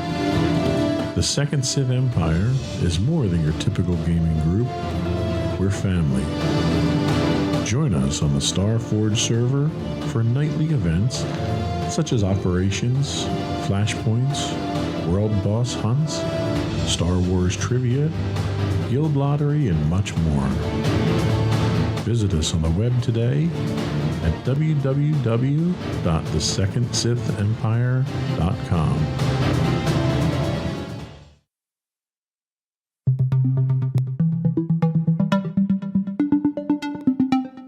Welcome back to Insights into Teens. Today we're talking about body insecurities. And now we're going to talk about the causes of negative body image. And this comes to us from mayoclinic.org. So, maintaining a normal and healthy body image during adolescence, a period of major physical and emotional changes, can be difficult. Okay, that was a really drawn. You got that? Yeah, they kind of describe what that part of adolescence was. Yeah. Factors that might harm a teenager's body image include natural or expected weight gain and other changes caused by puberty, peer pressure to look a certain way, social media and other media images that promote the ideal body as fit, thin or muscular and encourage users to aspire to unrealistic and unattainable body ideals. Having a parent who's overly concerned about his or her own weight or his or her child's weight or appearance. Or seeing material in which a teen is seen as a thing for others, for other sexual use, rather than an independent thinking person, more commonly referred to as sexual objectification. So if you think about when you were going through puberty, the 12 to 14 year range there, you were having, well, one of the things that you had were you would go through growth spurts and you'd get joint pain a lot when you went through that. That wasn't really something that was visible to the outside, but the effect of that, your legs were getting much longer. Your arms were getting much longer. It took you a little while to get used to those body changes. You might have been a little bit gangly. You might have been a little bit less coordinated than you were before as you came into those dimensions, those refined body dimensions. And that's one of those things that they talk about here, where it's not just the weight gain, it's the actual physical changes that your body's going through, that you're learning how to use your body now, right?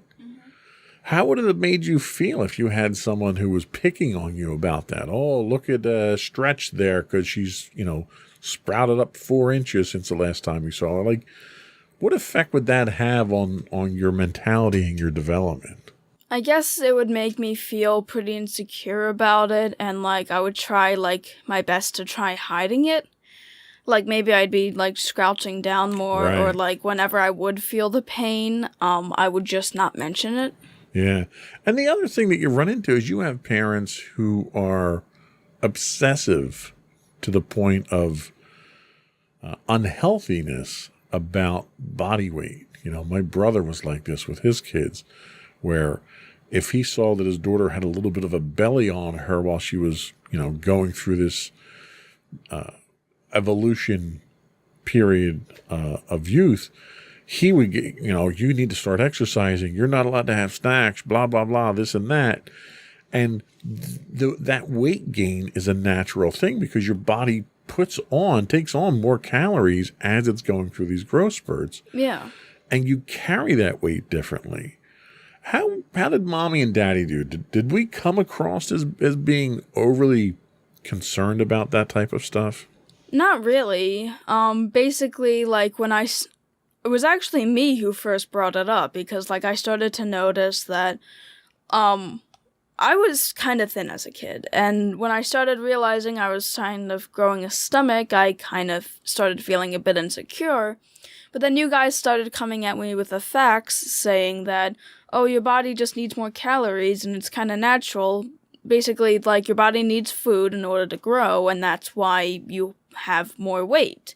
And it started to make more sense to me, and then I realized that, okay, it's more logical to think of it that way, and related to just my overall body weight, despite the fact that there have been instances where I say, oh, well, I'm not really very thin, or, I kind of have some weight to me. You guys would kind of, say that, that's fine, and, neither of you would call me fat. Well, and that's the thing. We really kind of trusted the guidance of your pediatrician. And you remember when you would go to your pediatrician, they would give these numbers. Oh, she's in this certain percentile. She's in this percentile. Remember they would say stuff like that? Yeah. And that's just an average measurement. That's them making sure that you're not out of bounds of any of the expectations. And as long as each checkup you went, you were within what they expected. You weren't coming out of that range of where you should be. There was no reason for us to be concerned because it was all normal. There's a certain variance that happens because you do put on weight and the weight comes off and then you grow and you go through growth spurts but it's different for everybody. Mm-hmm. So there isn't, you need to be X number of pounds by certain age, or you need to be X number of pounds per every inch that there's nothing like that. But what they have are kind of generalized percentiles that they drop you into. And as long as you sort of follow those patterns, then you're doing just fine. And you always were within the acceptable parameters there, and there was nothing for us to worry about. So Mommy and I tried not to obsess over. But if there was ever anything that you had questions about or concerns about, we tried to answer those concerns for you. How do you feel now? Do you have any body insecurities now that are, causing you issues or anything? Well, I guess I probably am not as worried about my weight anymore because, again, it's like knowing about the unrealistic expectation that it's never going to happen that the media, proposes. And also now I'm realizing that there's nothing really wrong with having a little weight to you. In fact, if you're gonna be trapped on an island with someone who has the ideal body weight, technically you're more than likely gonna survive longer. Well, that is true. If you actually have weight to you. That is true. And the other thing you have to keep in mind is your level of activity differs over the year, right? Over the course of the calendar year. So wintertime, you're not going to be as active as other people. Summertime kicks in, you're going to get much more active. Marching band's going to kick in, you'll be even more active. And you'll go through this period. So the weight that a couple of pounds you might put on over the winter, you're going to work that all off anyway as your activity patterns change. And everybody's activity patterns are going to be different. But as long as that average kind of works itself out throughout the year, then you're perfectly fine. Mm-hmm. So what influences teen body image? This comes to us from NewportAcademy.com. Research shows that childhood and teen body image is shaped by many factors. Therefore, body image influences include the following. Your psychological makeup. Studies show that body image dissatisfaction does not exist in a vacuum. Thus, mental health influences body image and vice versa. Hence, children and teens with negative body image are more likely to experience feelings of anxiety, depression, and a lack of control. You also have family environment. Girls whose parents express concern about their weight have lower body esteem and feel less physically able. Moreover, parents' body image influences children. Thus, a study looked at young children with mothers who expressed dissatisfaction with their bodies. And the researchers found that these children are more likely to have a negative body image. Your peers also play a factor. In addition, peer attitudes and judgments impact teen body image. That includes older and younger peers. For example, one study found that 5th and 6th graders attending schools with older students reported more negative body image. This was accompanied with same-aged girls in school with only younger students. There's also larger societal and cultural norms. Research on American teens finds that racial and ethnic backgrounds influence body image issues. In general, white middle-class girls are most likely to have eating disorders. Asian American teens express high rates of body dissatisfaction, and the unrealistic thin ideal perpetuated by the media seems to hold less sway among African American teens. And finally, you have celebrity images. The negative effects of media on teenage body image are well documented. The ideal to real body image survey found that 80% of teen girls compare themselves to images they see of celebrities. Moreover, among those girls, almost half said that celebrity images make them feel dissatisfied with the way they look. Now, that last bit is kind of interesting because you hear a lot of talk about celebrity body images. We talked already about the fashion industry. Are there any celebrities out there that you think have an influence over your own body image that you might look at as a example of what you want to be or where you should be or anything like that? I've tried not to really compare myself to celebrities all that much, but I have noticed that, a lot of these female celebrities kind of most of the female celebrities I've seen, especially when me and mommy watch like the entertainment news and such, a lot of them have the traditionally ideal feminine body, as well as wearing outfits that, you know, show off those bodies. And a lot of the times I'm kind of just thinking how that's not really normal. And like, I guess I can definitely see how it plays a large factor into why people, like, have body image issues, seeing so many celebrities with these hourglass bodies in a way. And I'm pretty sure when I was younger, I probably noticed this and kind of wished, oh, I wish I kind of looked like that. And obviously at that time, I didn't really know the fact that that was completely unrealistic. Yeah. What about your peers? Well, that was one of the things that I think probably as a youth I found had the most influence over most of the, I don't know, image issues or the, you know, what you wanted to aspire to be. It was mostly peers, the kids you were in school with. They were the ones that you kind of, you know, if you were fashion conscious, you got your fashion sense from your friends. If you were body conscious, you got it from the people that you were associated with. I mean, let's face it, you get into the locker room and you have to change for gym. You can't help but be self-conscious of your body, regardless of what it looks like at that point in time. So did your peers or do your peers play an influence over what your body image of yourself is?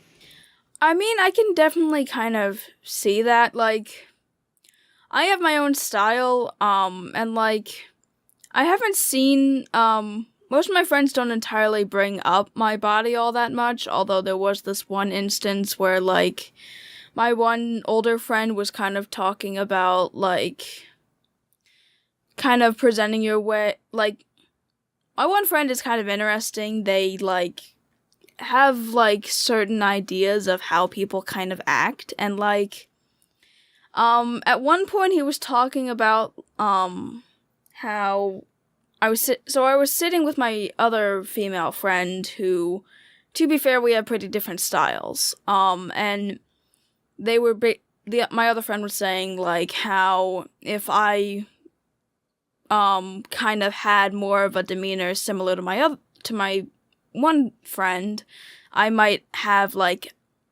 be, like, more positive, because it was around a time where I was kind of, like, not feeling too happy about the day, and, like, he was saying, like, how, my one friend, like, has a certain demeanor to her look to where, like, she's happier with it, and, like, if I was more expressive in that way, like, maybe I'd feel happier, and I don't know. It didn't really make me too insecure. It's just like, okay, why should I care about that? But, like, it's only been brought up a couple times, not enough to where I really take too much notice to it, and not enough to where it's really been too insecure, but I can definitely, it's there. Right. And at the age that you're in, it's kind of hard not to be there. But as long as it's not having an overriding effect or an uncomfortable influence, I think, you know, and it sounds like it's not, I don't think it's really that much of a problem. Yeah. I think we're going to take our last break, and then we're going to come back and talk about the benefits of positive teen body image. Alrighty. We'll be right back.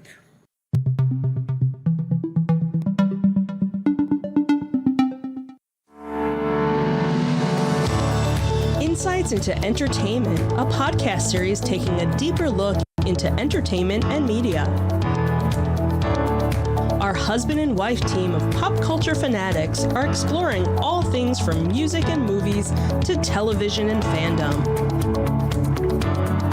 We'll look at the interesting and obscure entertainment news of the week.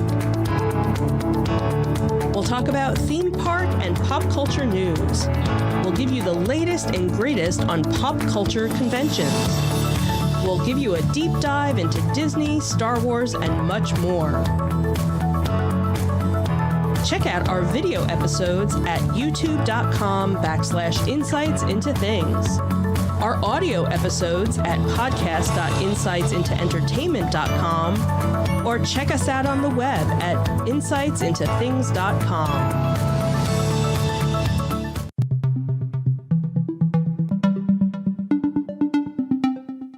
Welcome back. Today we're talking about body insecurities. And now we're going to talk about the benefits of positive teen body image. So, young people who cultivate a more positive teen body image experience important benefits. Positive teen body image leads to changes in several areas. This includes improved self-esteem and well-being. Feeling better about one's body contributes to a positive outlook and self-confidence. Increased self-acceptance. A positive body image means that teens are more accepting of their bodies and how they look, as well as healthier behaviors. Teens who experience body satisfaction are more likely to practice self-care. That includes eating well, getting more sleep, and exercising at a healthy level. So here are some tips to improve your body image. And these will help you feel more positive about your body. Spend some time with people who have a positive outlook. Practice positive self-talk with saying things like, "My arms are strong," rather than "My arms are flabby." You can wear comfortable clothes that look good on you. Avoid comparing, as you said already, avoid comparing yourselves to other people. Remember that beauty is not just about appearance. Appreciate what your body can do, such as laughing, dancing, and creating. Be actively critical of media messages and images that make you feel as if you should be different. Make a list of 10 things you like about yourself. See yourself as a whole person, not an imperfect body part. Do something nice for your body, such as getting yourself a massage or a haircut. Instead of spending time thinking about your body, start a hobby. Become a volunteer or do something else that makes you feel good about yourself. Aim for a healthier lifestyle, which might include eating a varied and nutritious diet. And really, the gist of all this is kind of focus on the things that are good about you. Focus on the things that you like about your body. Focus on what you can do. Can I exercise? Can I be more active? Can I eat better? Can I go to bed at an earlier time to get more sleep? Will that help? All these things can help you improve your body image. But the overall idea here is accept yourself for who you are. Emphasize the good stuff. You're a wonderful artist. You're a brilliant mind. You're topping your class in algebra. Like things like that. People tend to fixate on the physical appearance side of things, when the person is much more than just what they look like on the outside. I'm a big fan of, beauty is you can't judge a book by its cover. Beauty is on the inside that counts. So focus on the things that are more important. Now, there are certain signs that, your teen might have negative body image, and it's important to keep those in mind and be able to recognize those. Why don't you tell us about those? And these come from NY Metro Parents. NY Metro Parents, thank you. I didn't know how I was going to say that, but thank you. So, in general, there are several red flags parents should be aware of when it comes to body image and disorders. Teens who are struggling with body image may cover up certain body parts, make increasingly negative comments about specific body parts, including talking about surgery to change their bodies, have decreased interest in school, hanging out with friends and other activities, spend significant time scrutinizing themselves in the mirror or refuse to look in the mirror, avoid looking at pictures of themselves or being photographed, or have an increased irritability or other changes in mood. Parents should also take note if their teenager abruptly cuts out certain foods from their diet they were previously eating, such as dairy, meat, or carbs, or or begins paying significant attention to calories or grams of fat. Eating disorders are often preceded by dieting.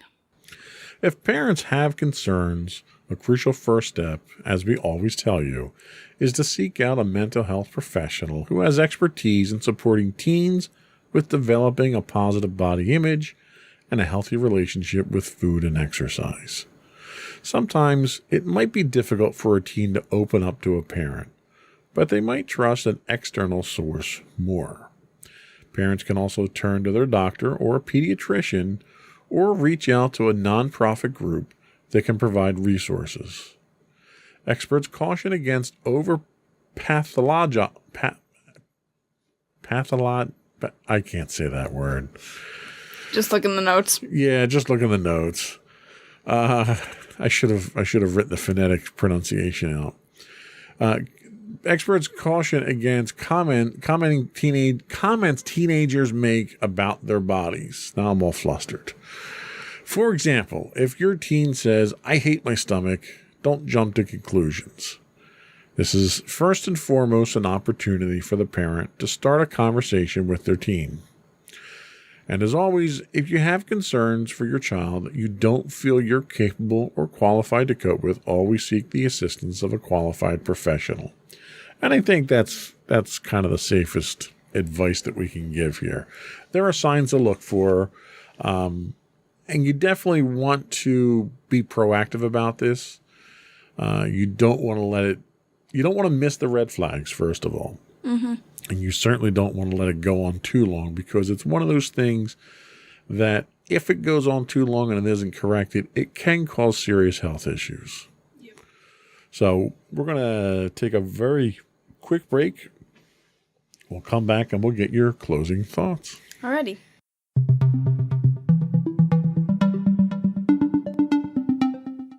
Alright, so to everyone out there, I just wanted to say that body insecurities should be taken seriously and should hopefully be corrected. Now, I just wanted to also say that it's perfectly fine if your body doesn't fit any ideals that other people have. Most of the time, the ideal body is not at all realistic and will never be able to happen. Please use some of the tips we offered, and if it comes down to it, please go and seek professional health. And I guess I'm just going to give you a little bit of help. Just know that if you do have a bit more weight than someone else, just think that you're going to be able to survive longer on an island without food. All right. Yay for the zombie apocalypse side of things. Yay. All right. I think you never know. It might help. You know what? That's certainly a fair way to look at it. Especially with today's, situation. You never know. Yeah. That is all we had today. Before we do go, I would once again encourage folks to subscribe to the podcast. You can find audio versions of this podcast listed as Insights into Teens. You can also find video and audio versions of the podcast listed as Insights into Things. We are available on Pandora, Castro, Stitcher, Podbean, Buzzsprout, Amazon, and any place you can get a podcast. I would also encourage you to reach out to us, give us your feedback and your show suggestions. You can email us at comments@insightsintothings.com. We do stream 5 days a week on Twitch at twitch.tv/insightsintothings. You can find high-res versions of all of our videos on YouTube at youtube.com/insightsintothings. You can find audio versions of this podcast on the web at podcast.insightsintoteens.com. Video versions can be found at podcast.insightsintothings.com, or you can get links to all those and much more on our official website at insightsintothings.com. And you.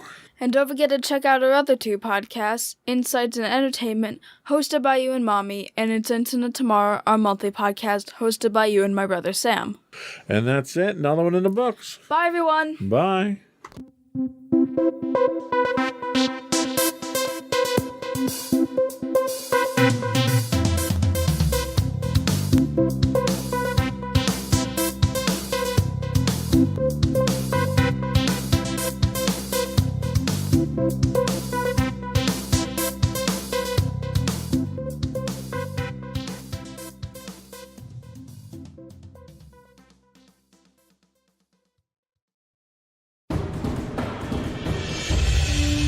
For over 7 years, the Second Sith Empire has been the premier community guild in the online game Star Wars: The Old Republic.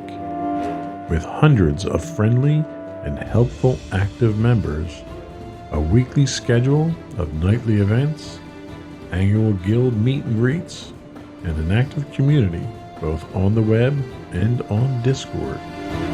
The Second Sith Empire is more than your typical gaming group. We're family. Join us on the Starforge server for nightly events such as operations, flashpoints, world boss hunts, Star Wars trivia, guild lottery, and much more. Visit us on the web today at www.thesecondsithempire.com. Insightful podcasts by informative hosts.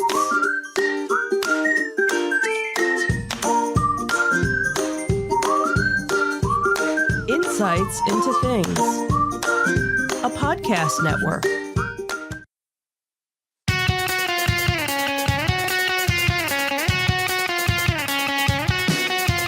Welcome to Insights into Entertainment, a podcast series taking a deeper look into entertainment and media. Your hosts, Joseph and Michelle Whalen, a husband and wife team of pop culture fanatics, are exploring all things from music and movies to television and fandom. Welcome to Insights into Entertainment. This is episode 141, Walkouts and Mergers. I am your host, Joseph Whalen, and my creative and somewhat vulgar at times co-host, Michelle Whalen. Nice. I have no idea what you are referring to. Good thing the camera was off. That's all I got to say. You mean off? Off. Yeah, off. Anyway, how you doing today, sweetheart? It's been a day. Indeed it has. It's been 2 days for me, actually. So. It's been a week, really, Yes, you know. Most of one. Yeah. Fortunately, it's almost over. Hey, it's Friday Eve. Yes, it is. That's the way we were talking about it at work. We were like, we're so close. We're right there. It just means I got one more day. I got to drag my butt out of bed and go to work. Yep. So anyway, but that's not what we're talking about. No, today. it's not. No, today, this is actually a back-to-back week because we had so many things to talk about. We just didn't want to let time go. Didn't want to have people wait till next week for this stuff. So this week, we're going to take a look at how the Disney CEO handled, or rather mishandled, Florida's controversial Don't Say Gay bill. Then we'll dig into the next major consolidation move in the entertainment industry with Amazon's acquisition of MGM. And we've got a great insightful pick for you this week, and some convention news, but not much convention news. But before we do that, I do want to implore, beg, plead for our listening and viewing audience to subscribe to the podcast. You can find the audio versions of the podcast listed as Insights into Entertainment. Video versions of this podcast and all of the network's podcasts can be found as Insights into Things. We also list audio versions on that as well. You can find those on Apple Podcasts, Spotify, Google, Stitcher, iHeartRadio, and pretty much anywhere you can find a podcast today. I would also invite you to write in, give us your feedback, tell us how we're doing, how we're not doing. Give us your suggestions for pop culture shows or conventions that we can plug on the show. You can email us at comments@insightsintothings.com. We are on Twitter at twitter.com/insights_things. We're also on Facebook at facebook.com/insightsintothingspodcast. On Instagram at instagram.com/insightsintothings. Or you can find all those and much more on our official website at insightsintothings.com. Are we ready? Sure. I love that uncertainty.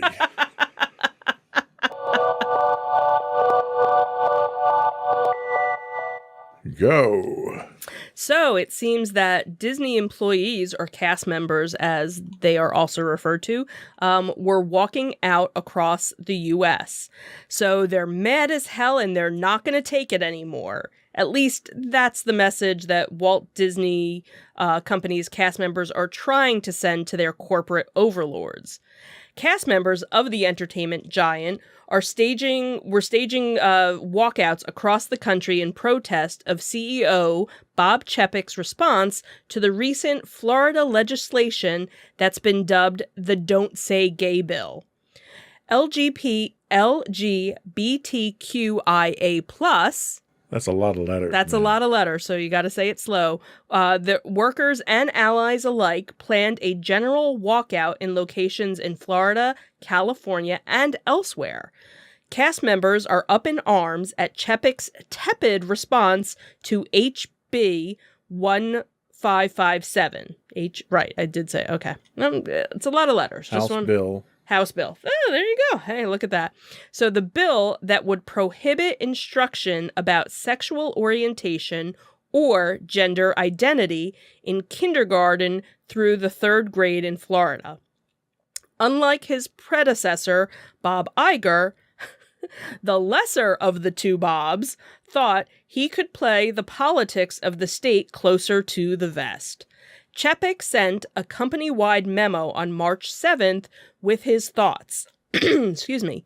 He believed the corporation could make the biggest impact by creating a more inclusive world through the inspiring content we produce. Basically saying it isn't important enough to get the company involved in. The company's official position on the bill was particularly galling to tens of thousands of Disney employees in the state of Florida. Chapek did issue a late and lukewarm apology saying, "It is clear that this is not just an issue about a bill in Florida, but instead yet another challenge to basic human rights. You needed me to be a stronger ally in the fight for equal rights, and I let you down. I am sorry." Even his apology seemed to be a bit of a tongue-in-cheek response, as if yet another challenge to basic human rights is just a bit of an inconvenience and not something worth standing up for. While he admits, "You needed me to be a stronger ally, and I let you down," he doesn't really pledge to do anything to set that straight. He did announce that the company would pause all donations to elected officials in Florida. What that's supposed to accomplish is puzzling. Maybe it's just makes Disney look less guilty of supporting elected officials content on trampling human rights. Maybe it helps Bob the Lesser sleep at night. It certainly doesn't do anything for those affected by the legislation. In a unified statement, the cast members said, "The recent statement and lack of action by the Walt Disney Company leadership regarding the Don't Say Gay or Trans bill have utterly failed to match the magnitude of the threat to the LGBTQIA+ safety represented by this legislation. We have been forced into an impossible and unsustainable position. We must now take action to convince the Walt Disney Company to protect cast members and their families in the face of such open and unapologetic bigotry." Chapek, who obviously doesn't know when to cut his losses and move on, poured more gas on the fire with a virtual town hall. The Wall Street Journal reports that Chapek told cast members that he and other top executives were determined to use this moment as a catalyst for more meaningful and lasting change. As a contender for the Too Little Too Late award of 2022? 2022. Sorry. Okay, I was going to say, I guess I should have, caught that. So the Too Little Too Late Award of 2022, Chapek went on to say that he and other senior leaders would go on a global listening tour of cast members. Chapek's tactless handling of the situation has caused a public relations crisis for himself and the company, which should come as no surprise given so many other Chapek-era decisions that have been steadily alienating both cast members and customers from the House of Mickey Mouse. Of course, as seems to be often the case with Chapek playing second fiddle to Bob the Greater, his predecessor, Bob Iger. See, and I knew that was coming, and it still made me laugh. Iger came in strong opposition to the Parental Rights in Education bill on February 24th, weeks before Chapek felt compelled to apologize for his gaffe. During his term helming the media empire, Iger was often center stage for such controversies supporting the company's cast members and their families. Chapek's lack of empathy, tactlessness, his tactless delivery, and complete absence of leadership is in stark contrast to the more refined, more enlightened example that Iger offered, and it reflects on the company as a whole. So, what do cast members hope to accomplish with this walkout? In an emailed response to a list of questions, they indicated their main goal was to stop the corporation from donating to elected officials who sponsored weaponizing and hateful legislation. It's hard to argue with that. They also expect the company to take a stand against similar legislation in Georgia, a key production hub for the company's film and television shows.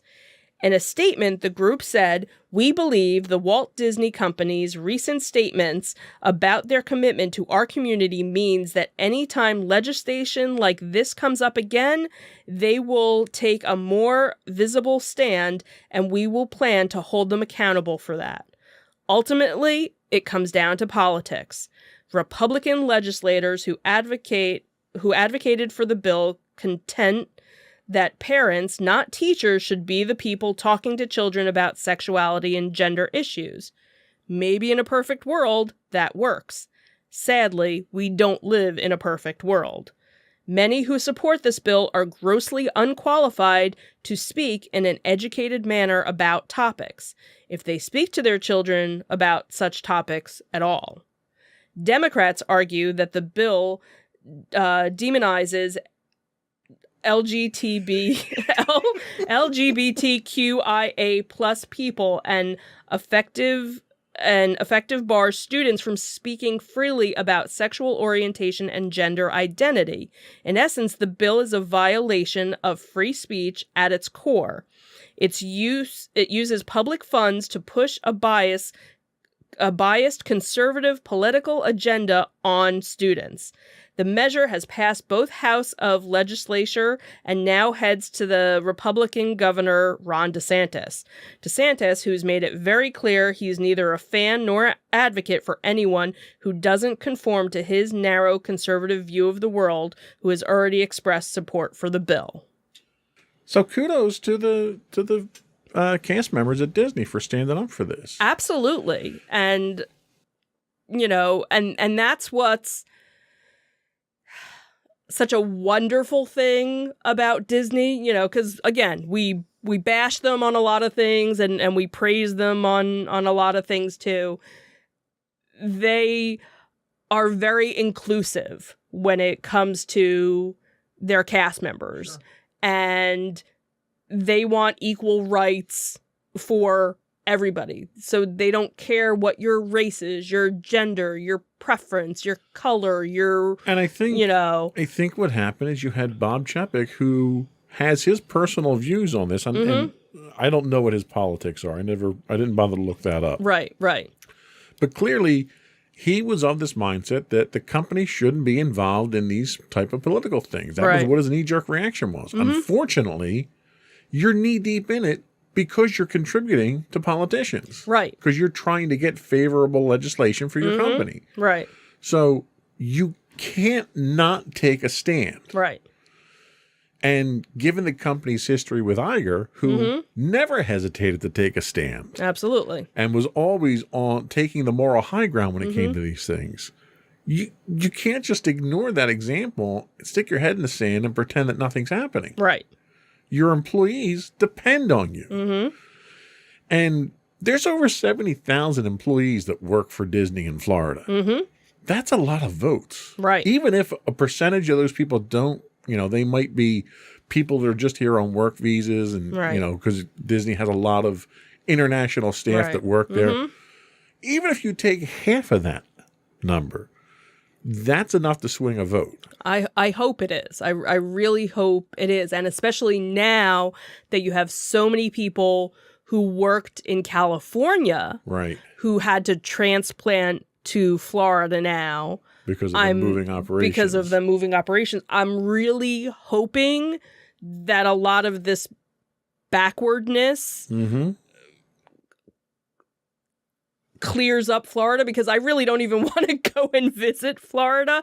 I know not everybody feels this way, but and a lot of people are like, okay, well, I don't want, my kindergartner talking about this. Okay. That's not even so if you have a child in kindergarten who happens to have two moms at home or has two dads at home, this child can't talk about their family at home because of this act. Right.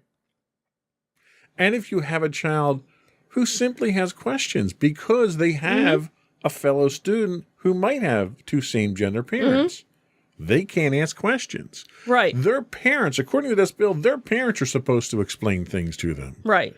And parents who support this bill are wholly unqualified to Right. explain this because they're so narrow-minded themselves Right. that they don't want to even take the time to understand it. And there was a beautiful I'm totally gonna botch it, but there was a beautiful meme about, oh my God, I had to explain, my gay brother to, my kid, and it was like, why does, Uncle, Bobby always hang out with Joe?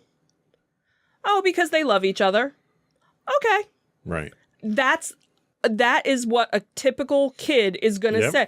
All you have to do is say they love each other, or that's whoever's parents, and kids are going to be okay. Right. And that's the foundation that you need to start. Exactly, because to a little kid, it doesn't matter. Kids Color doesn't understand matter. love. Exactly, And they if do. two people love each other, it's the most fundamental feeling that a child could understand is Right. love. And if you start off with that, everything else is so much easier after that. And here's the other thing, okay? So now you can't talk about, different genders or whatever, or, okay, because again, this really is two different things. Sexual identity is one, gender identity is another. So now, how many times, do you say to a little kid, oh, is that your little girlfriend? Is that your little boyfriend? How many times do we sexualize toddlers Right. where you're basically putting on them that they're cis? Well, and that's the other side of this Right. is that you're basically those people that mentally abuse those who don't conform to what they think are normal. Right. You just gave them carte blanche now. Right. You're now advocating for that. What politician wants to put his stamp of approval on that? Right. That's political suicide. Who's stupid enough to vote for that bill? Right. Yeah. Remember who voted for it, Florida. Absolutely. Because come their reelection time, it's your choice to get rid of them at that point in time. Yeah. And it's scary that, again, if you don't feel that way, that's fine. We're not saying everybody has to be that way. Just let people love But who they want to love and right. be who they want to be. The fact of the matter is, even if you're not like that, other people are. And you more have than likely- no right to tell them who they can and can't love. Right. And more than likely, somebody, if they haven't come out to you to tell you, you already know somebody. Right. And this is just another example of Bob Chapek just not getting it. Right. Like, If he would have come out right away, and that's the thing is now, you see Disney posting and Disney Plus posting and Marvel posting and Pixar and all of, the companies supporting it and, and there's one Disney group on Facebook who, pointed out that one of the accounts had posted it but taken it down because there had been a typo or something. And of course, all the trolls were, oh, see, they really didn't mean it. They were fixing a typo. Geez, people, And granted, there are plenty of Disney fans who are happy that Disney feels this way and hate that, Disney does gay days and all of this other stuff. And, and that's the thing that drives me crazy because these are the, Christian fundamentalists that love everybody, but only if they're like me. Right. That's the only. You have to be like me, and I will love you. Right. Well, what got me was even in Chapek's apology here, he says, it's yet another challenge to basic human rights. Like, oh, what a pain in the ass. We have to deal with another challenge to basic human. Like, really, dude? In 2022, we shouldn't have to be having to deal with basic I agree that you shouldn't, but rights. It shouldn't be an inconvenience to you. Right. The problem that you have is if you don't want to play politics, then you can't play politics, which means you can't go out and buy your own politicians. Right. Because if you're buying your own politicians, they damn well better vote in your favor, right? Mm-hmm. Otherwise, you're wasting your money. Right. The fact that they're coming out and saying, well, we're not going to contribute to politicians anymore. You shouldn't have been doing it in the first place. Right. And then come back saying you don't want to get involved in politics. Mm-hmm. You're neck deep in it, dude. You don't have a choice. Right. And I'm sure there's a lot of other stuff with tax credits and all this other stuff, because obviously Disney's a big supporter of, the Florida economy.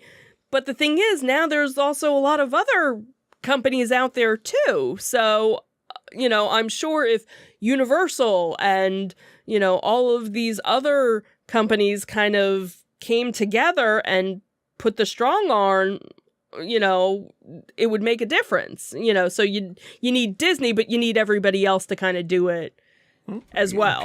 Corporate America needs to do the right thing. Mm-hmm, absolutely. That's as simple as it is. Mm-hmm. And you can't abdicate your responsibility when you're that involved in politics. And they don't mention in the articles that I researched how much Disney was giving, but it's not pocket change. Oh, yeah. When you're that involved in politics and you're trying to buy your own politicians, you can't pretend that you're not part of politics. Right. They have their own lobbyists, I'm sure, Absolutely. The full-time, lobbyists for everything. So Disney getting it wrong again, but really Bob Chapek, just terrible, like complete lack of leadership, Mm-hmm.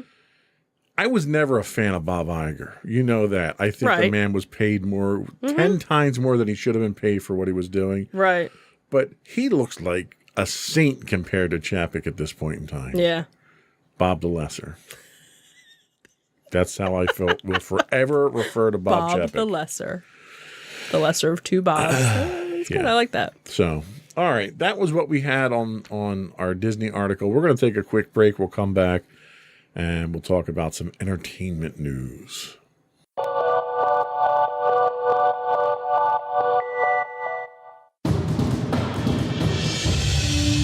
For over 7 years, the Second Sith Empire has been the premier community guild in the online game Star Wars: The Old Republic. With hundreds of friendly and helpful active members, a weekly schedule of nightly events, annual guild meet and greets, and an active community both on the web and on Discord. The Second Sith Empire is more than your typical gaming group. We're family.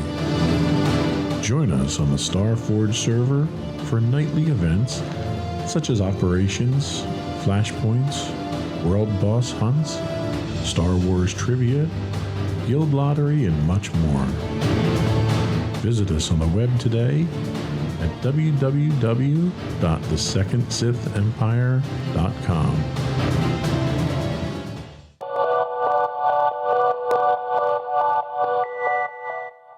So what does the Amazon MGM deal mean for the entertainment industry?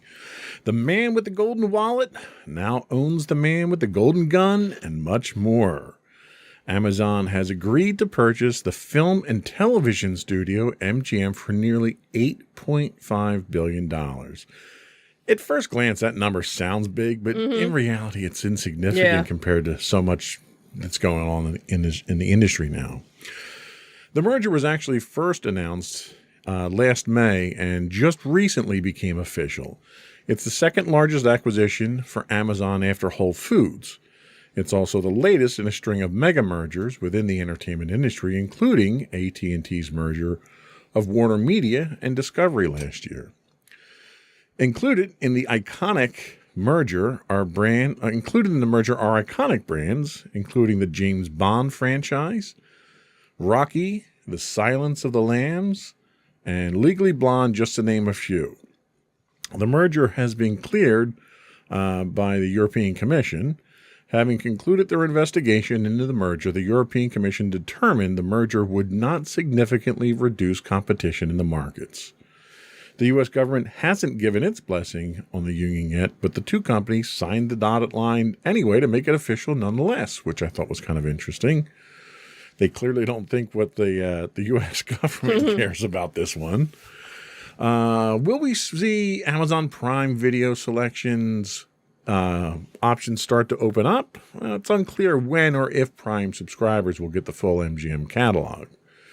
An impressive library that contains more than 4,000 films and over 17,000 TV episodes. Some industry experts think this and other mergers might signal a dark time for streaming ahead. Mergers like this mean less choice for consumers. I don't know why I went to your camera on that one there, but you had a really good reaction on your face when I said that.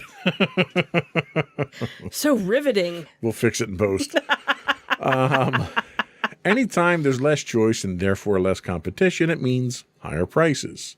Just what we need right about now, right? Mm-hmm. The streaming wars have sparked a new era of consolidation, which is already underway. This still has a way to go before they get overly restrictive, but they're already moving in that direction. So what do I say? Blame Disney. Everybody else does. Sure, why not? Amazon, Netflix, and just about everyone else are trying to bolster their reserves of intellectual property in order to compete with Disney with their new and highly successful streaming service, Disney+. So you can't really blame Amazon for this. Disney threw down the gauntlet in 2009 when they acquired Marvel Entertainment.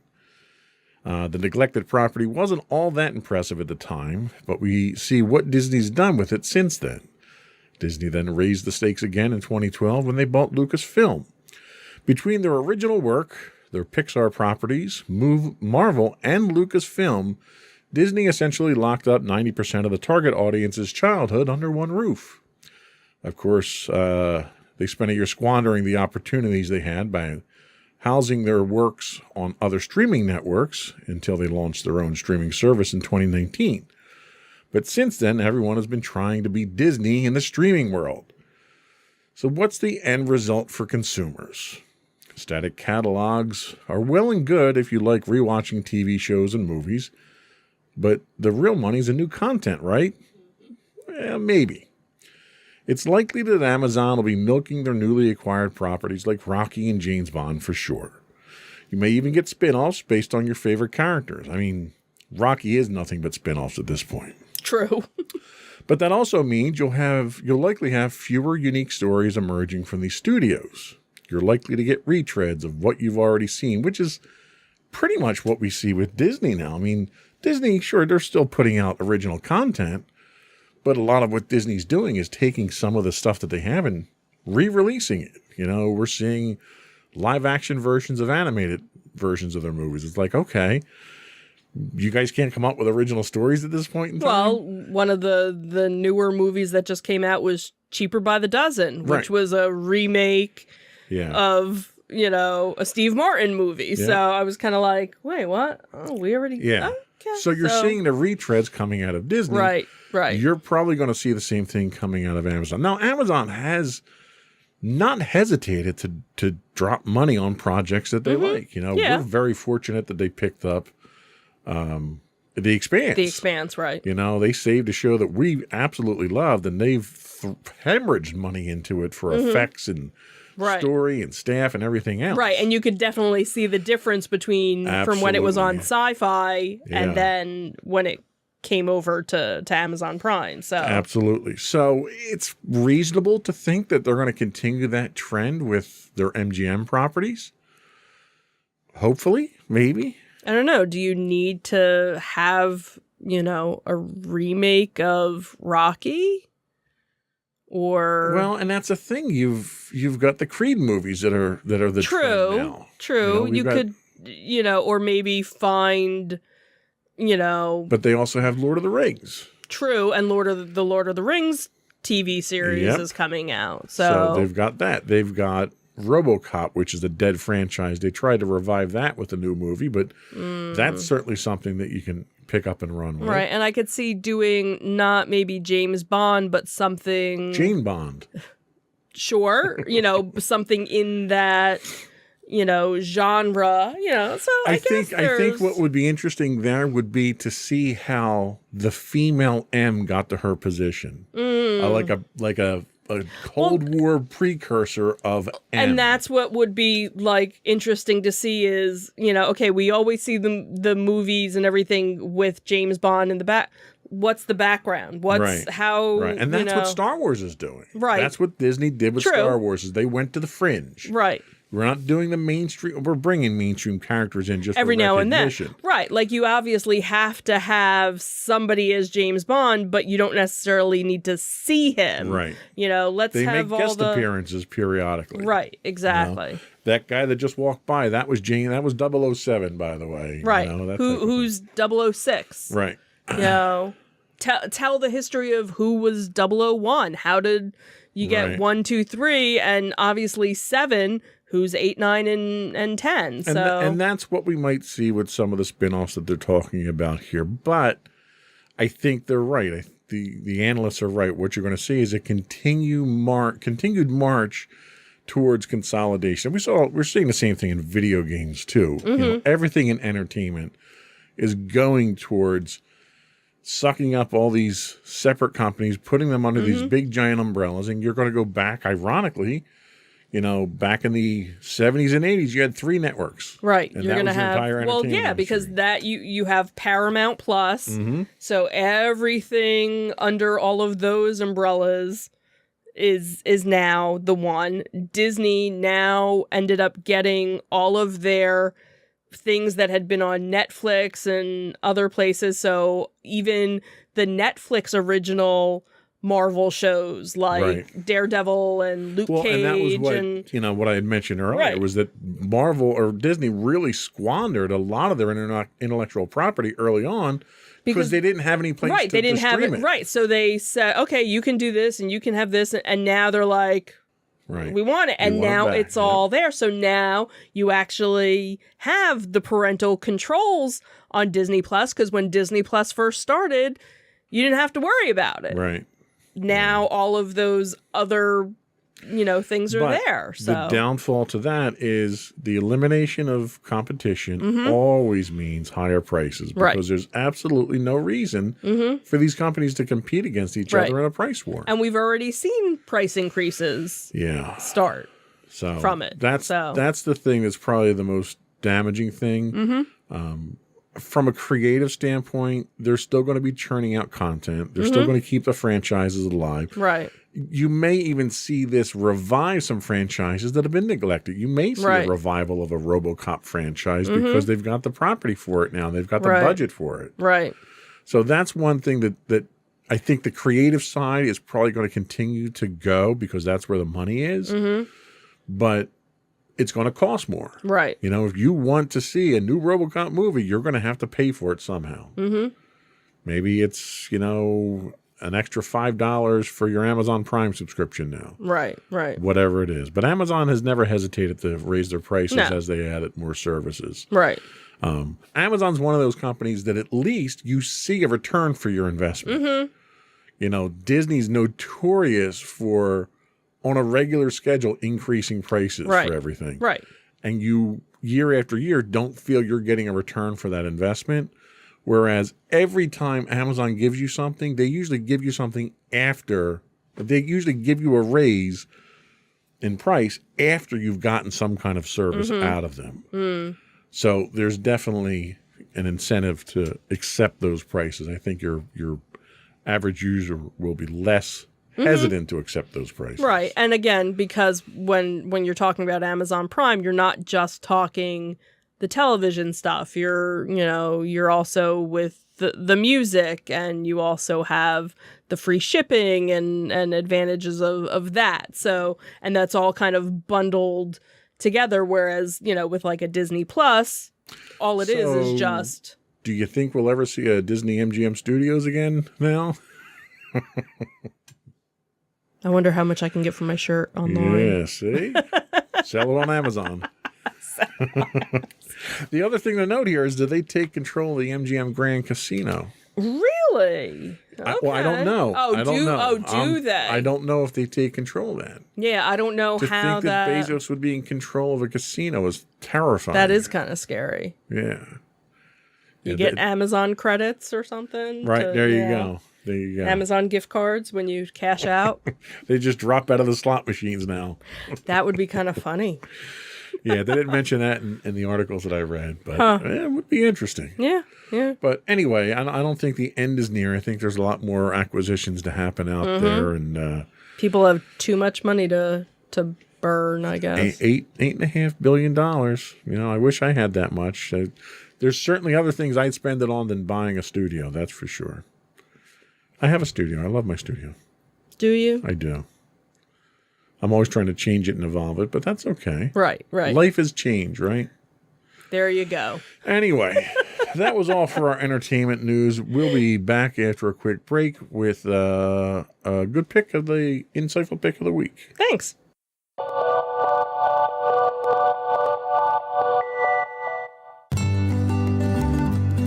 Insights into Teens, a podcast series exploring the issues and challenges of today's youth. Talking to real teens about real teen problems. Explore issues from braces to puberty, social anxiety to financial responsibility. Each week, we talk about the topics concerning today's youth. We look at how the issues affect teens, how to cope with these issues, and how parents, friends, and loved ones can help teens handle these challenges. Check out our video episodes on youtube.com/insightsintothings. Catch our audio versions on podcast.insightsintoteens.com or on the web at insightsintothings.com.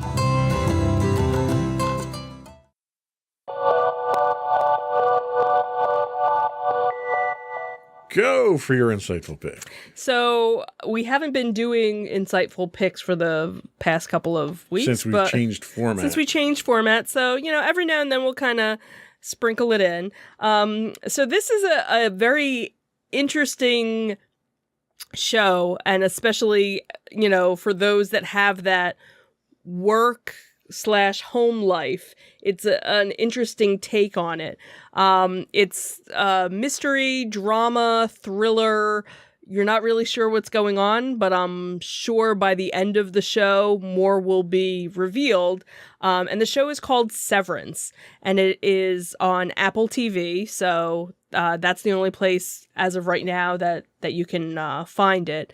So the premise is that Mark leads a team of office workers whose memories have been surgically divided between their work and personal lives. When a mysterious colleague appears outside of work, it begins a journey to discover the truth about their jobs. Severance takes takes as its starting point a unique solution to the work-life balance crisis, one offered by a veteran U.S. corporation called Loomis, or Lumen Industries. What don't they make? Asks one awestruck employee about this opaque organization. Lumen has perfected a process that ensures employees never bring their work home with them. A surgical procedure that is in effect turns a worker into two people. An outie, who turns up at the company daily at 9 a.m. and goes home at 5, and their innie, alter ego, who exists only in the workplace from 9 to 5 and has no concept of life outside of the concrete complex where they work. No awareness of wars, politics, family tension, or even social media. For starters, the procedure that plants this device in your brain, separating your workplace and home life memories, is irreversible. Then there's a work environment on the severed floor. Of course, you have to descend, to get there, which consists of kind of a warden of a path of never-ending corridors and sterile office spaces of kind of like what a hospital would envy. So, and as the work is performed by 4 members of the microdata refinement department that the story is kind of centered around, let's just say that when someone calls it a mysterious and important work, they're kind of half right. One of the show's great, conceits is that no one actually understands what their work achieves. Of course, as with any workplace set show, the dynamic between the 4 colleagues plus their relations with their bosses is integral to the success of the show, even one as lofty as this. And this is where it really scores, giving us characters to care about and humanizing an inhumane concept. So it's very interesting because, again, we know that we have, in our daily life, those of us that work, we have our work persona and we have our home persona. So this is kind of an interesting spin because you don't know the two and you almost become 2 different people. But what ends up happening is this one person who worked for the department found a way to take it out, but now is going through all this, like mind meld type stuff where he doesn't know which end is up. And obviously the company knows something happened. So now they're kind of like doing a witch hunt to find him. So what's interesting is, this job that they're doing, they don't really know what they're doing. And it's so funny because it's supposed to be this, kind of high-tech company, but they're working on computers that are like, 20 years old and doing all these things. Like, you're like, what? And so one of my theories is that what they're doing, it really has to do with the implant. And that's what the job entails, is monitoring these people and making sure that you can that you can control them to do all this stuff. Like the one person tries to quit and she basically gets a message from her outie saying, "You're not quitting. We will do everything to keep you here. This is your job." Because as soon as you kind of go down like the elevator or you go up the elevator to leave for the day, you all of a sudden, you don't even remember what your job was. Like you kind of go into a locker room, you change your watch, you change your shoes, you change your badge. And the other interesting thing too is anybody that works on the severed floor, nobody starts work at the same time.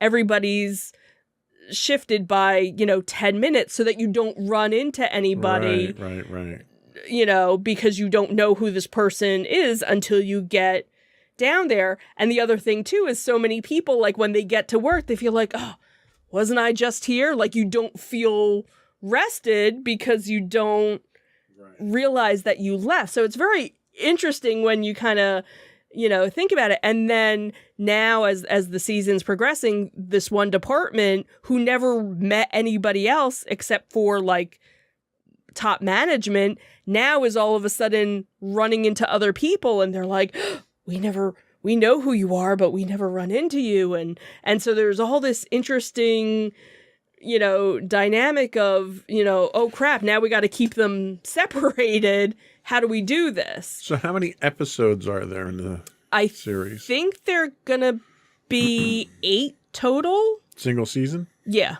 Yeah. As of right now, I don't know if it's something where, I'm assuming it's something that they're working to a conclusion for the season. Yeah, so it's like a serial. Right. And the other thing too is there are some people that are on this floor that aren't severed, that know that there's, so like the one person who's the boss is kind of spying on the one person in both lives, but so that's where it kind of makes me think that, what their job has nothing like. Sounds very Orwellian. Yes, it does. Interesting. Yeah, so it's a little freaky, especially when you first watch it.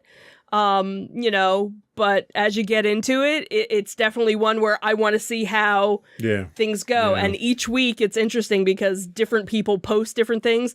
They even have a LinkedIn page now they set up a spoof LinkedIn page for the company. Nice. And then I think there was even a book that became available on Apple Books. I believe it was free.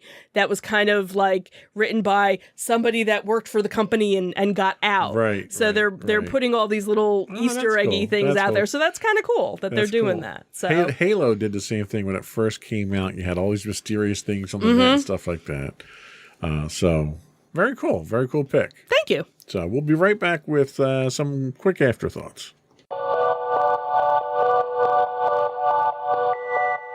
So I think we had one. Right, because the one that was supposed to be that same weekend, unfortunately, got canceled. And we shall not talk about that. So we won't talk about it. So the biggest one that's kind of coming up in the area is Fan Expo, which is formerly known as Wizard World.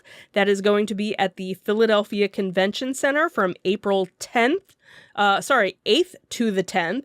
So join tens of thousands of fans who are just like you and experience the ultimate playground for comics, sci-fi, horror, anime, and gaming. 3 days of citywide events, family-friendly attractions, and world-renowned celebrities await. The showtimes will be Friday from 4 to 9 p.m., Saturday 10 to 7, and Sunday 10 to 5. I believe up until today or tomorrow, you can still pre-order tickets. The cheapest they come is $37, and then they'll go to $47, but that's also, it depends on which day you go. So we gotta get our tickets. Yeah, well, maybe we'll do that after we're Prince Humperdinck's gonna be there. Oh my god! That's awesome. Spike's gonna be there! And who else?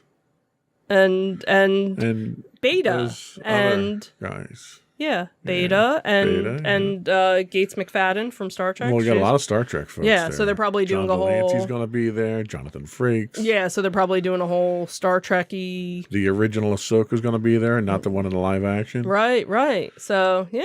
Michael Rooker's going to be there. Oh wow, Kevin Smith and Carl Weathers. Was there a new Rocky movie or something? Well, no, because he's probably there with. So they're right. So they're doing the whole Mandalorian, and then of course David Tennant. Who's that? Who? Who's that? You're so funny. All right. Oh, boy. So yeah, we got to get our tickets, but definitely that's the place to be. Yep, sure is. Anything else coming up on the horizon that you're aware of? Well, we had the little toy show that's the weekend before that. That's the one that's in Delaware, the Nurse Shrine. The Nurse Shrine one, yeah. Right. We got to plug that one. We love plugging that one. Yeah. We'll probably wind up going to that one too. I can't spend too much there if we're going to Fan Expo the next week. Right, exactly. So anyway, that was all we had today. Before we go, I do want to once again invite you to subscribe to the podcast.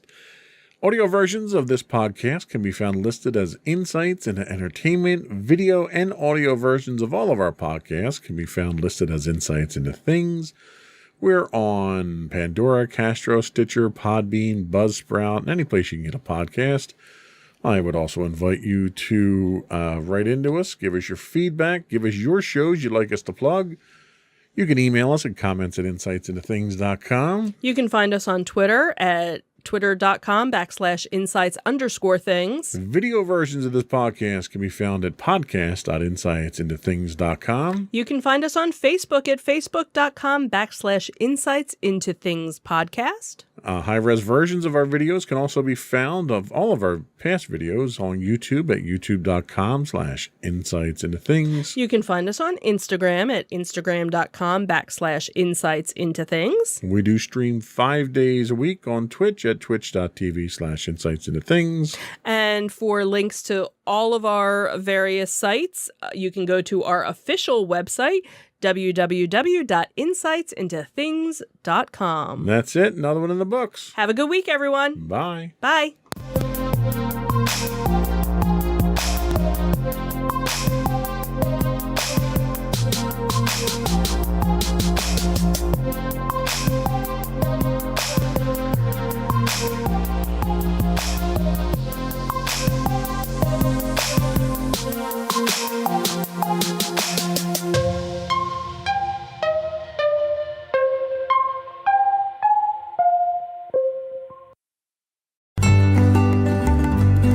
Insights into Teens, a podcast series exploring the issues and challenges of today's youth. Talking to real teens about real teen problems. Explore issues from braces to puberty, social anxiety to financial responsibility. Each week, we talk about the topics concerning today's youth. We look at how the issues affect teens, how to cope with these issues, and how parents, friends, and loved ones can help teens handle these challenges. Check out our video episodes on youtube.com/insightsintothings. Catch our audio versions on podcast.insightsintoteens.com or on the web at insightsintothings.com. Insightful podcasts by informative hosts.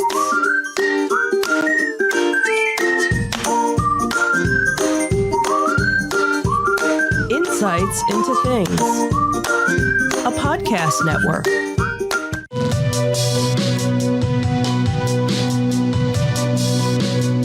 Welcome to Insights into Tomorrow, where we take a deeper look into how the issues of today will impact the world of tomorrow. From politics and world news to media and technology, we discuss how today's headlines are becoming tomorrow's reality.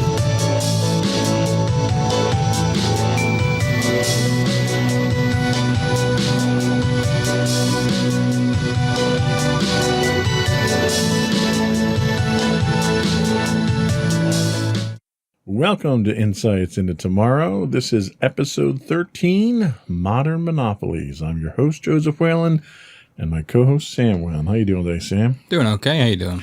Doing all right. So today's topic is one that we've kind of been tossing around for a little while now, and it's in the news a lot lately with a lot of the tech companies and politics involved. It came to the forefront few months back during the Trump administration.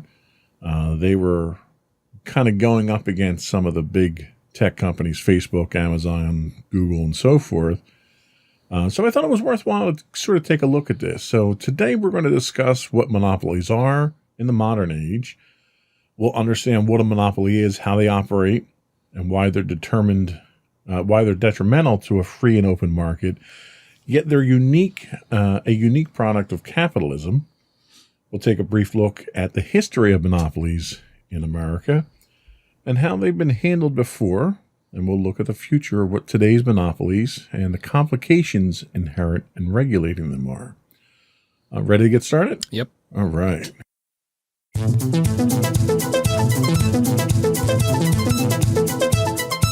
So what is a monopoly? So in doing research for today's episode, I went to a couple of different sites, and this definition, I think, captured it best. It came from Investopedia.com. They say a monopoly refers to when a company and its product offerings dominate a sector or industry. Monopolies can be considered an extreme result of free market capitalism in that, absent any restrictions or restraints, a single company or group becomes large enough to own all or nearly all the market, goods, supplies, commodities, infrastructure, so forth, for a particular type of product or service. The term monopoly is often used to describe an entity that has total or near control of a market. Natural monopolies can exist where there are high barriers to entry, a company has a patent on their products, or is allowed by governments to provide essential services. So based on that definition, let me ask you real quick, do you think we have modern monopolies that fit this bill? Yeah, definitely. I mean, I don't think it takes that long to figure it out. There's like 3 drugstores. That's the first one that came to mind for me. Like if you think about it, Rite Aid, Walgreens, and CVS. That's just an example. Airlines too. Like if you just, I don't know. I feel like if you just think about it, there's pretty clear examples of at least a handful. Sure. Yeah. So in understanding a monopoly is characterized by the absence of competition, which can lead to high costs for consumers, inferior products and services, and corrupt behavior.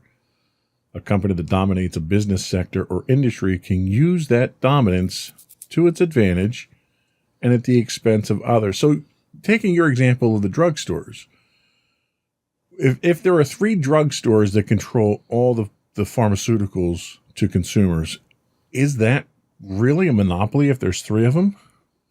I think it's a monopoly if by there being 3 and they being so established that it eliminates the ability for other new drugstores to rise up. I think that's where you get into the monopoly territory if they're creating that barrier of entry. So it's in that case, it's a monopoly of 3 where they're colluding to prevent competition at that point in time, essentially. Yeah, potentially, yeah.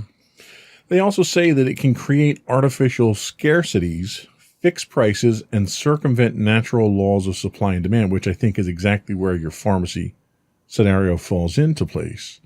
It can impede new entrants into the field, discriminate and inhibit experimentation on or new product development, while the public, robbed of the recourse of using a competitor, is at its mercy. Do you think, again, sticking with our pharmacy example, do you think that the consumers are at a detriment because of having 3 major pharmacies control the entire industry? I'm not so sure about that because, I mean, the medication is still, as long as the medication's effective from pharmacy to pharmacy, that's the important thing. I mean, it's not like you're getting like faulty products. Now, if, say, for example, Walgreens had their over-the-counter allergy medication and it was defective, but there's only Walgreens in your area, that's where you run into some issues. But I think as long as the products are still working, then, I mean, monopolies are still generally bad, but I think in that example, you could probably get away with it. Well, how about an example where you've got 3 pharmacies and they all decide that instead of selling your allergy medicine to you at 20% over cost, with a 20% margin, they're going to up it to 50%. They're all going to sell for 50%. So there's no one in the market that the consumer can go to get it at that reduced price. Do you think that would be monopolistic? Yeah, definitely. Because at that point, they're using their hold on the industry to screw over the customer, which is where you get into like the definition of monopolies. Exactly. Yeah. So they go on to say that a monopolized market often becomes an unfair, unequal, and inefficient market. Mergers and acquisitions among companies in the same business are highly regulated and researched for this reason. Firms are typically forced to divest assets if federal authorities believe proposed mergers or a takeover will violate anti-monopoly laws. We just had a major takeover very recently among the cellular carriers. Oh, yeah. Where T-Mobile bought out Sprint. So we had 4 major competitors in the market. T-Mobile bought out Sprint to become the number 2 in consumer size at that point in time, and to reduce the market down from 4 to 3. At the same time, one of the contingencies associated with that was the emergence of another network that would come out eventually, which it hasn't come out yet. I think it's Dish is going to be running this particular network, but they're going to be using the services of the existing networks. So it's almost like it was a fictional way of putting a fourth competitor into the market. Mm-hmm. Like a puppet competitor almost. Exactly. So in that instance, do you think the T-Mobile merger with Sprint will be good or bad for consumers? I think, I don't know, I think about this with mobile companies especially. Like there's whole regions of the country where you can only get one mobile service provider. And I think by merging like that, it's going to make that problem even worse. So say I know in this area it's kind of like that with T-Mobile. If you're forced to have T-Mobile and now Sprint, but the coverage is poor and you don't have any other option, I think that's definitely an issue. Yeah. It's because you're forced to have an inferior product just due to the monopoly. Right. And there's no incentive for them to improve their product because there's no competition. Right. And what are you going to do? Move? Exactly. You're not going to move because you're a cellular carrier. Exactly. So they see monopolies typically have an unfair advantage over their competition since they're either the only provider of a product or control most of the market share or customers for their product.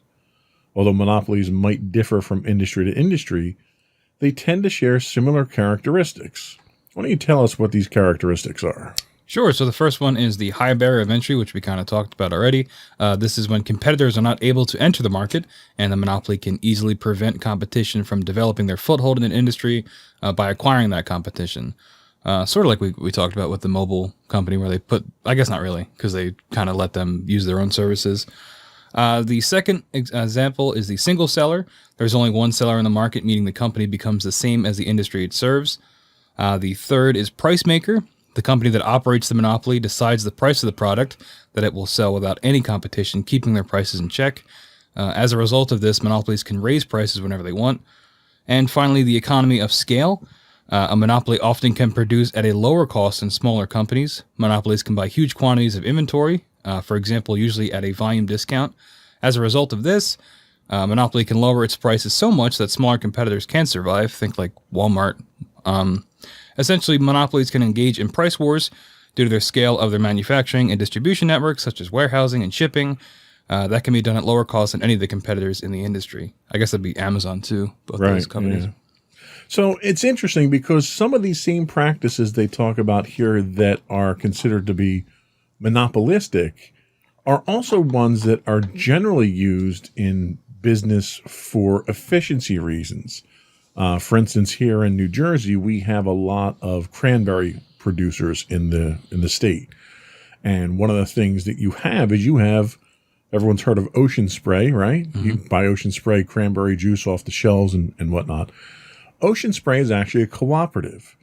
And what they do is they partner with a number of independent farmers to pool their resources. And it's not just cranberries, obviously, it's many other things.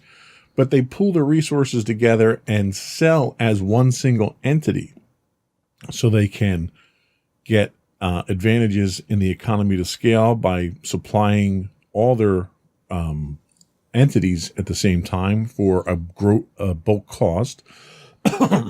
They're sort of fixing their prices by not competing against each other. They all agree upon a certain price that they sell at. But somehow the cooperatives aren't targeted for monopolies, even though they take on some of the same characteristics of a monopoly. This has happened traditionally in the past with a lot of food industries have done this. A lot of your fast food places, when they go through franchising, they do sort of the same thing. You buy a franchise of a pizza place, Papa John's or I can't think of another Dunkin' one. Donuts. That would not be pizza, but sure, we'll use that as a franchise. Yeah. That's the first thing when I think franchise. But yeah, that's another good example of you have a whole bunch of people that buy the stores, buy the franchise where they have the rights, but they also get all their supplies that way. So instead of, mom and pop down the street going out and buying flour to make donuts, they put their purchase into the corporation, and the corporation buys it for 500 bakers at one time and can get a discount on it. So that's another thing where cooperatives can be targeted as monopolies, but they're not in today's society. So the next thing that we talk about is what's called a natural monopoly. So a natural monopoly can develop when a company becomes a monopoly due to high fixed or startup costs in an industry. This happens a lot with utilities, internet, electricity, telephone. Because of the amount of money that you have to tie up in order to provide that service, the government is willing to allow you to become a monopoly. AT&T at one point in time had so much money tied up in copper. It was like 1/3 of the company's value was in copper, just in the wires that they had, because copper is a commodity. Wow. Also, natural monopolies can arise in industries that require unique raw materials, technology, or it's a specialized industry where only one company can meet the needs. Again, this goes back to AT&T. They were Bell, I guess at the time and they wound up getting broken up in the early 80s. Companies that have patents on their products, which prevent competition from developing the same product in a specific field, can have a natural monopoly. So a lot of these things here have traditionally been associated with the utilities sector. Your television, your cable, your internet, your electrical, your plumbing, things that aren't state-owned but offer private services. We just ran into an incident last week with the Colonial Pipeline, where they supply a chunk of refined fuels to a large sector of the country. They're a private company, but they have a monopoly on that because of how expensive it is to build a pipeline.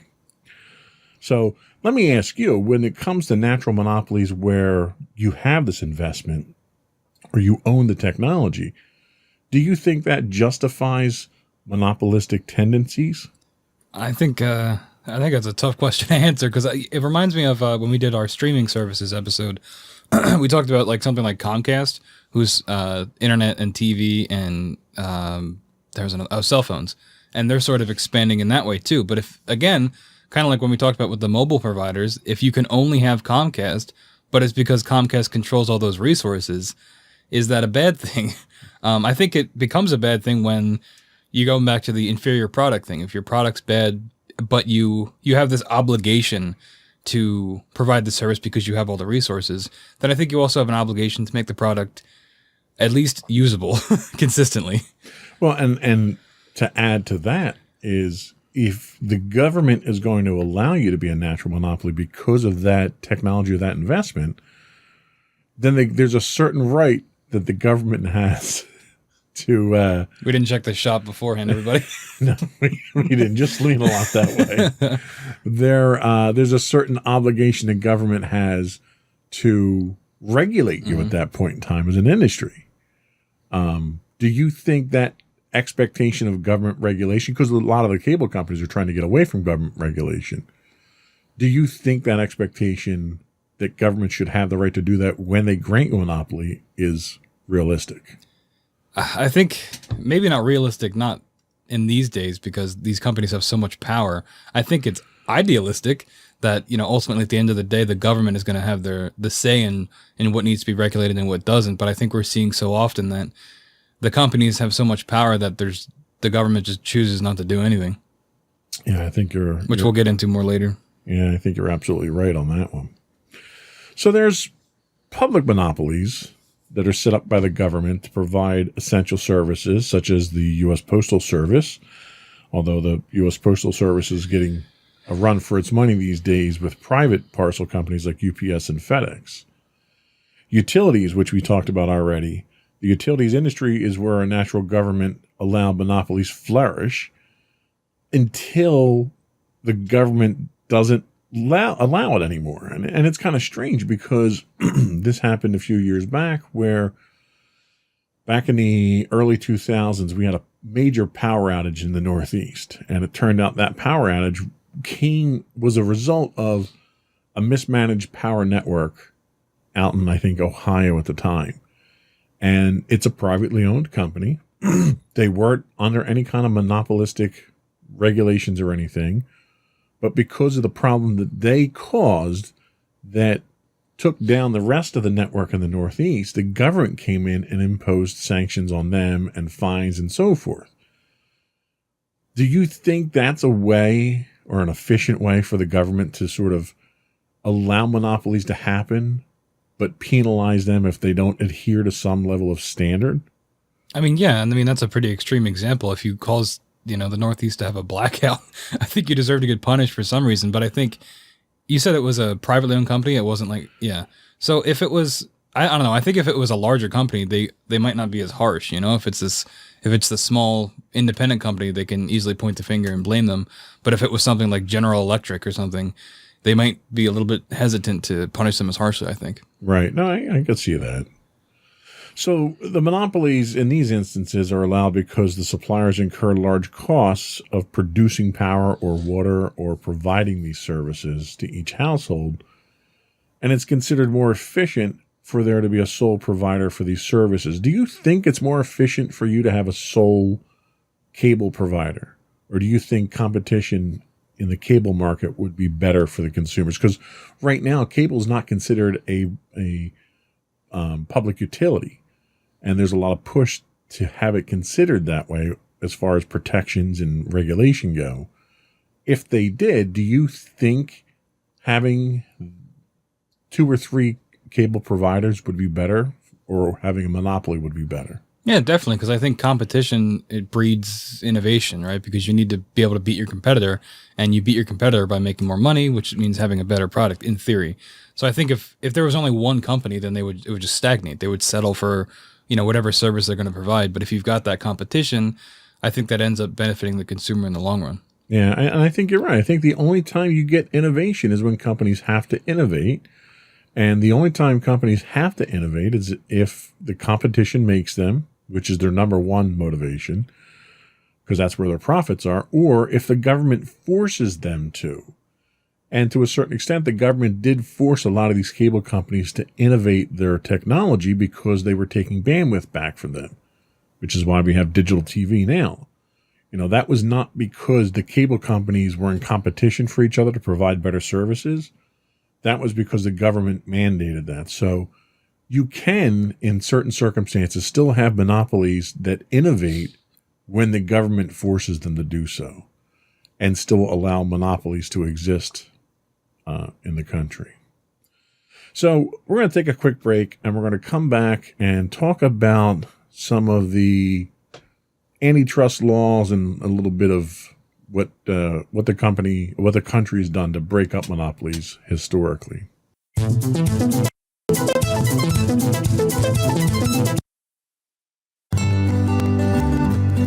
Insights into Teens, a podcast series exploring the issues and challenges of today's youth.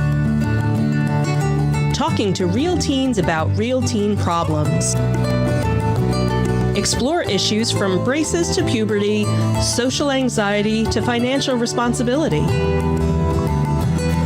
Each week, we talk about the topics concerning today's youth.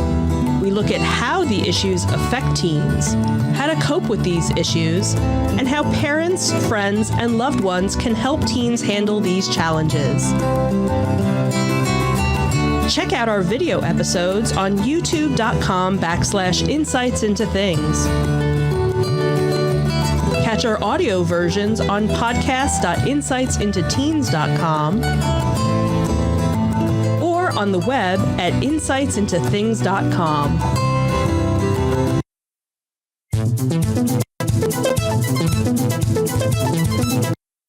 Welcome back to Insights into Tomorrow. We're talking modern day monopolies today. We're going to talk a little about antitrust laws, and you can't really talk about monopolies unless you mention at least the Sherman Antitrust Act. So in 1890, the Sherman Antitrust Act became the first legislation passed by the U.S. Congress to limit monopolies. It had strong support by Congress. It passed the Senate with a vote of 51-1 and passed the House unanimously 242-0.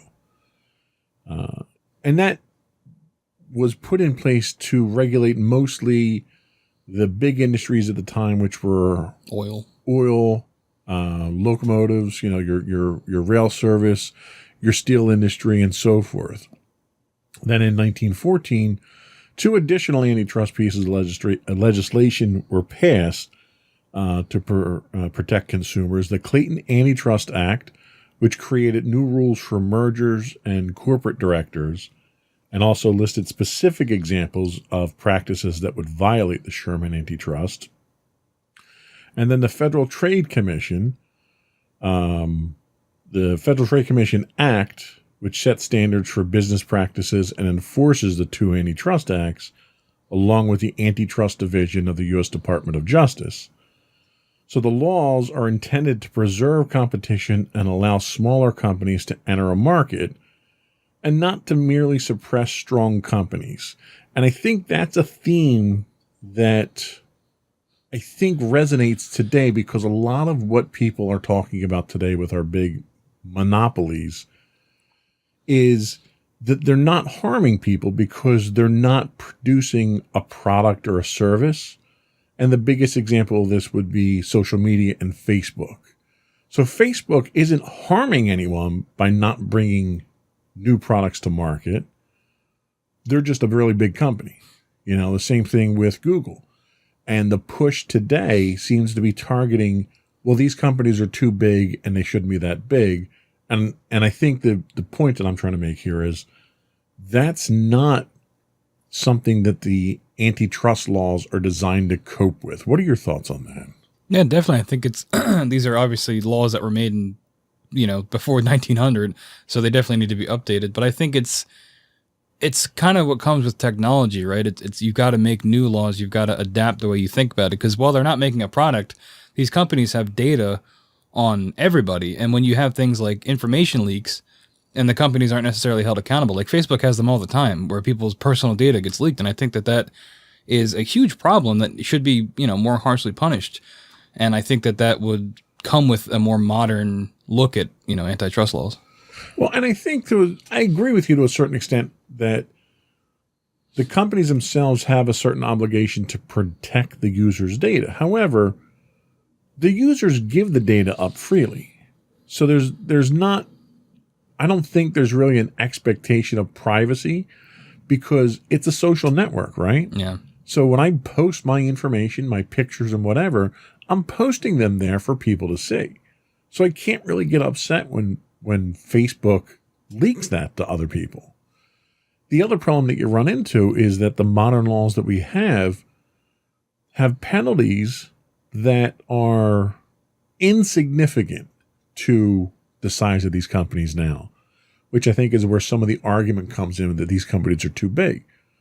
You might get a couple $100,000 fine for a data breach. That's like nothing. When you're a multi-billion-dollar company, that's essentially you lost that money in the cushions of the couch. Yeah, the time it took to draft the document to charge you've already made $1 billion.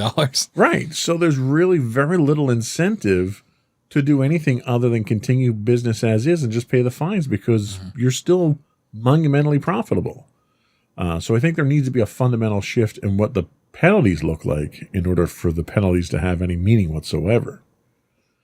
So in talking about breaking up monopolies, the Sherman Antitrust Act was targeted at companies like Standard Oil and even the American Tobacco Company, which didn't break up the companies. It broke up Standard Oil, but what it did was it pushed more public awareness. In 1994, the U.S. government accused Microsoft of using a significant market share in the PC operating system business to prevent competition and maintain a monopoly. Now, this is significant because I think it's really the first modern monopoly with high-tech industry that we kind of see come across the governments. crosshairs.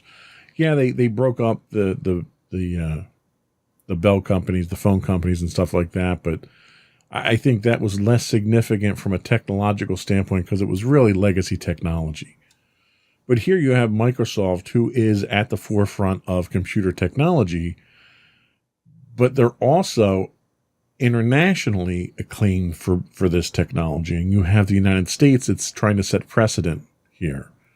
And I think, if anything, that's where we kind of look back to see what's going to guide our principles moving forward. What do you think about that?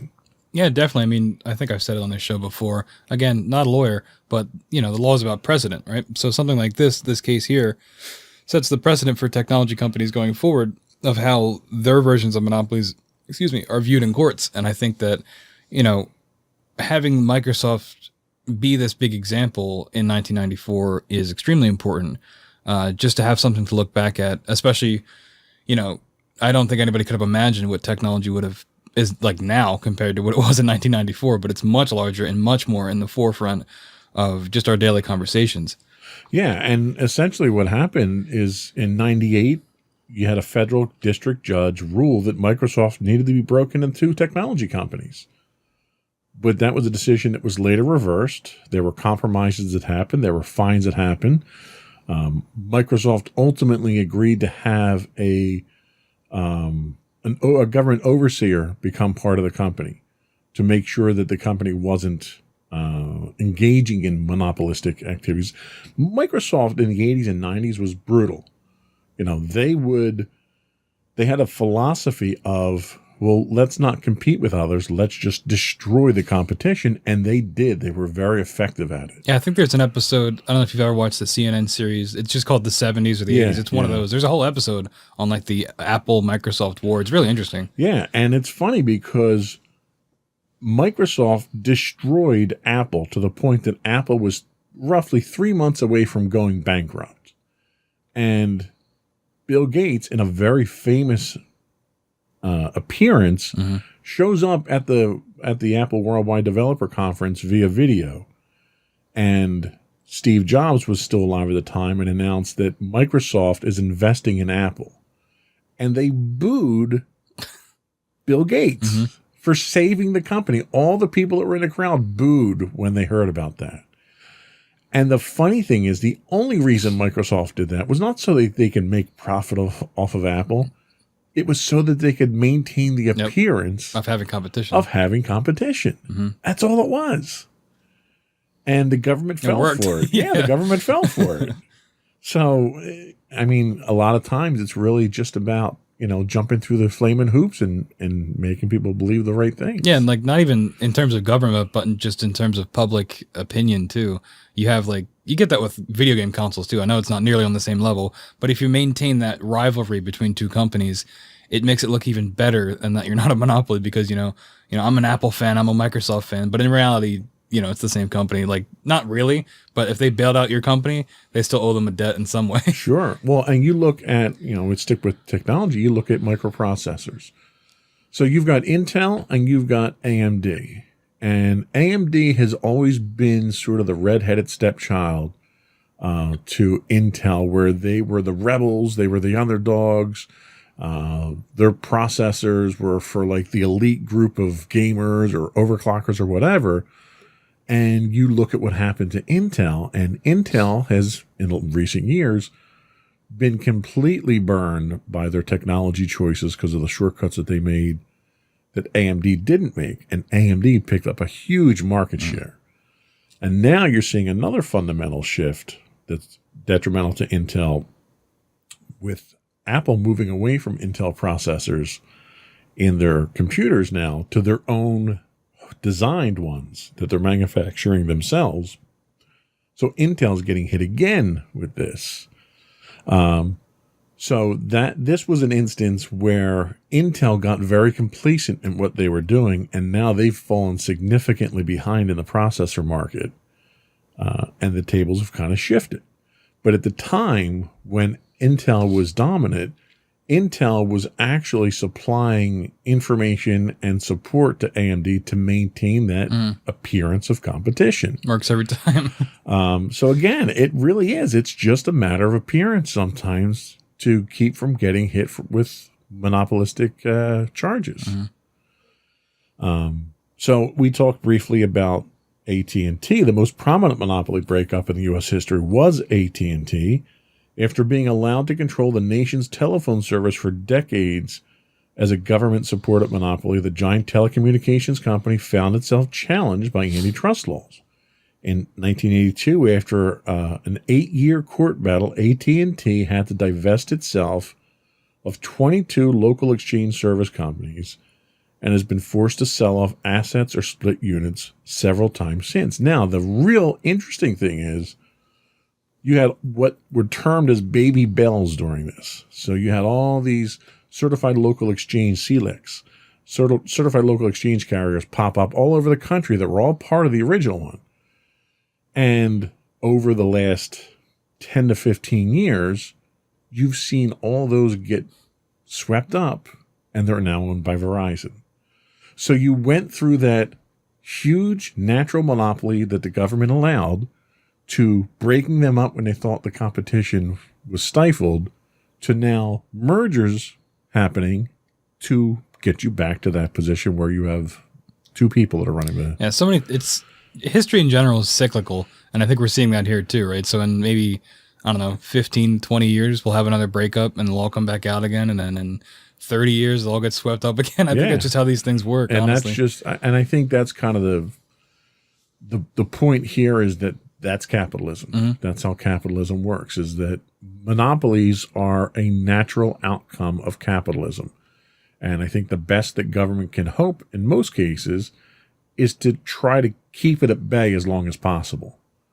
And eventually they're still going to get gobbled up and get eaten up. Your pharmacies had the same thing. Your internet providers had the same thing. You know, I remember back in the 90s when I worked for an internet provider, you had just in our area probably 10 different internet carriers.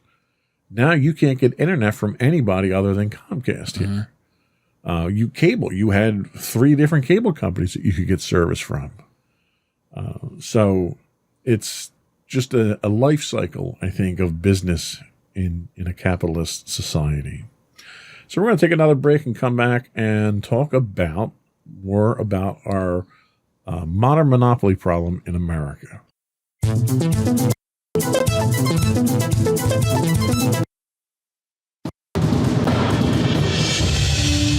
For over 7 years, the Second Sith Empire has been the premier community guild in the online game Star Wars: The Old Republic.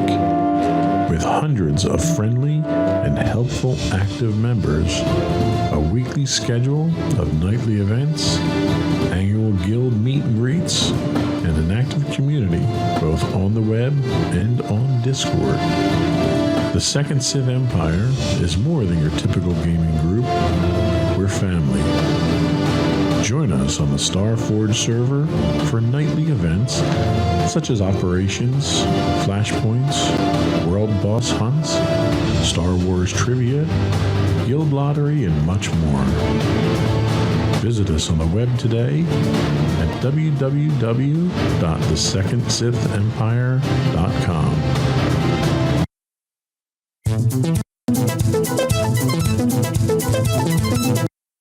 Welcome back to Insights into Tomorrow. We're talking modern monopolies. So Forbes did an interesting article about America's modern monopoly problem. They said, without realizing it, we become a nation of monopolies. A large and growing part of our economy is owned by a handful of companies that face little competition. They have no incentive to deliver better products or to get more efficient. They simply rake in cash from people who have no choice but to hand it over. This would be impossible if we had true capitalism. Even if we admit some businesses are natural monopolies, most aren't.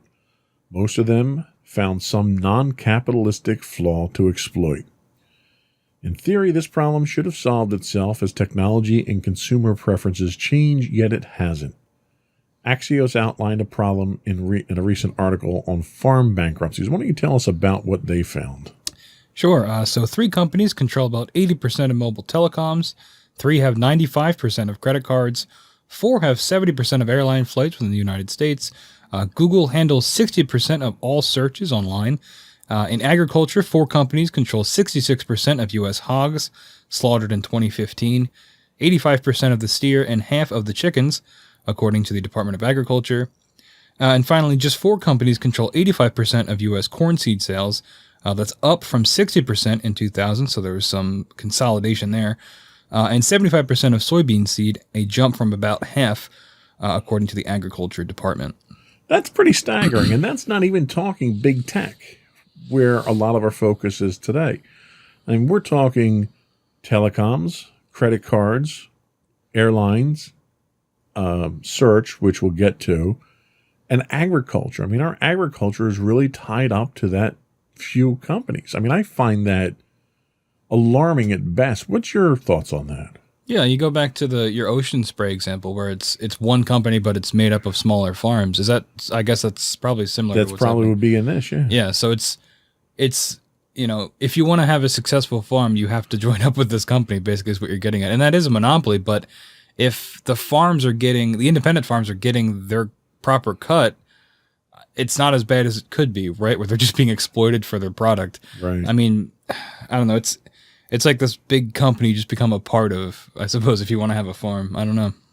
Yeah, well, and one of the things that they talk about a couple different outcomes that we get from this. One is being having a gummed up economy. Some economists say the concentration of market power is gumming up the economy and largely to blame for decades of flat wages and weak productivity growth. They say gumming up the economy is a good way to describe it because we're getting competition itself is an economic lubricant. And the machines work more efficiently when the parts are moving freely. We get more output from the same input or the same output with less input. Take away the competition and it all begins to grind together, kind of like a internal combustion engine that you don't keep the oil changed in. Eventually, friction brings it to a halt, and sometimes a fiery one. Normally, companies grow their profits by delivering better products at lower prices than their competitors. It's a dynamic process with competitors constantly dropping out and new ones appearing. This has been described as what's called creative destruction, which sounds harsh, but is absolutely necessary for economic growth. Today, the creative destruction isn't happening. And as companies refuse to die and monopolies refuse to improve, we struggle to generate even mild economic growth. And I think we're seeing that across our entire economy at this point in time. What are your thoughts on that? Yeah, definitely. I mean, we just read off all those examples of all those companies that own everything, right? So I think especially when you get to the point where you're too big of a company to fail and it refuses to die, just like that article said, when you're at that level where you control over half of, some kind of domestic product, it's going to be difficult for you to fail, even if you wanted to. And then you end up getting the stagnation that we're seeing today. Absolutely, yeah. They also talk about uncreative destruction. Creative destruction means companies go out of business and workers lose their jobs. Maybe a few competitors will hire them eventually, but they suffer in the meantime. Politicians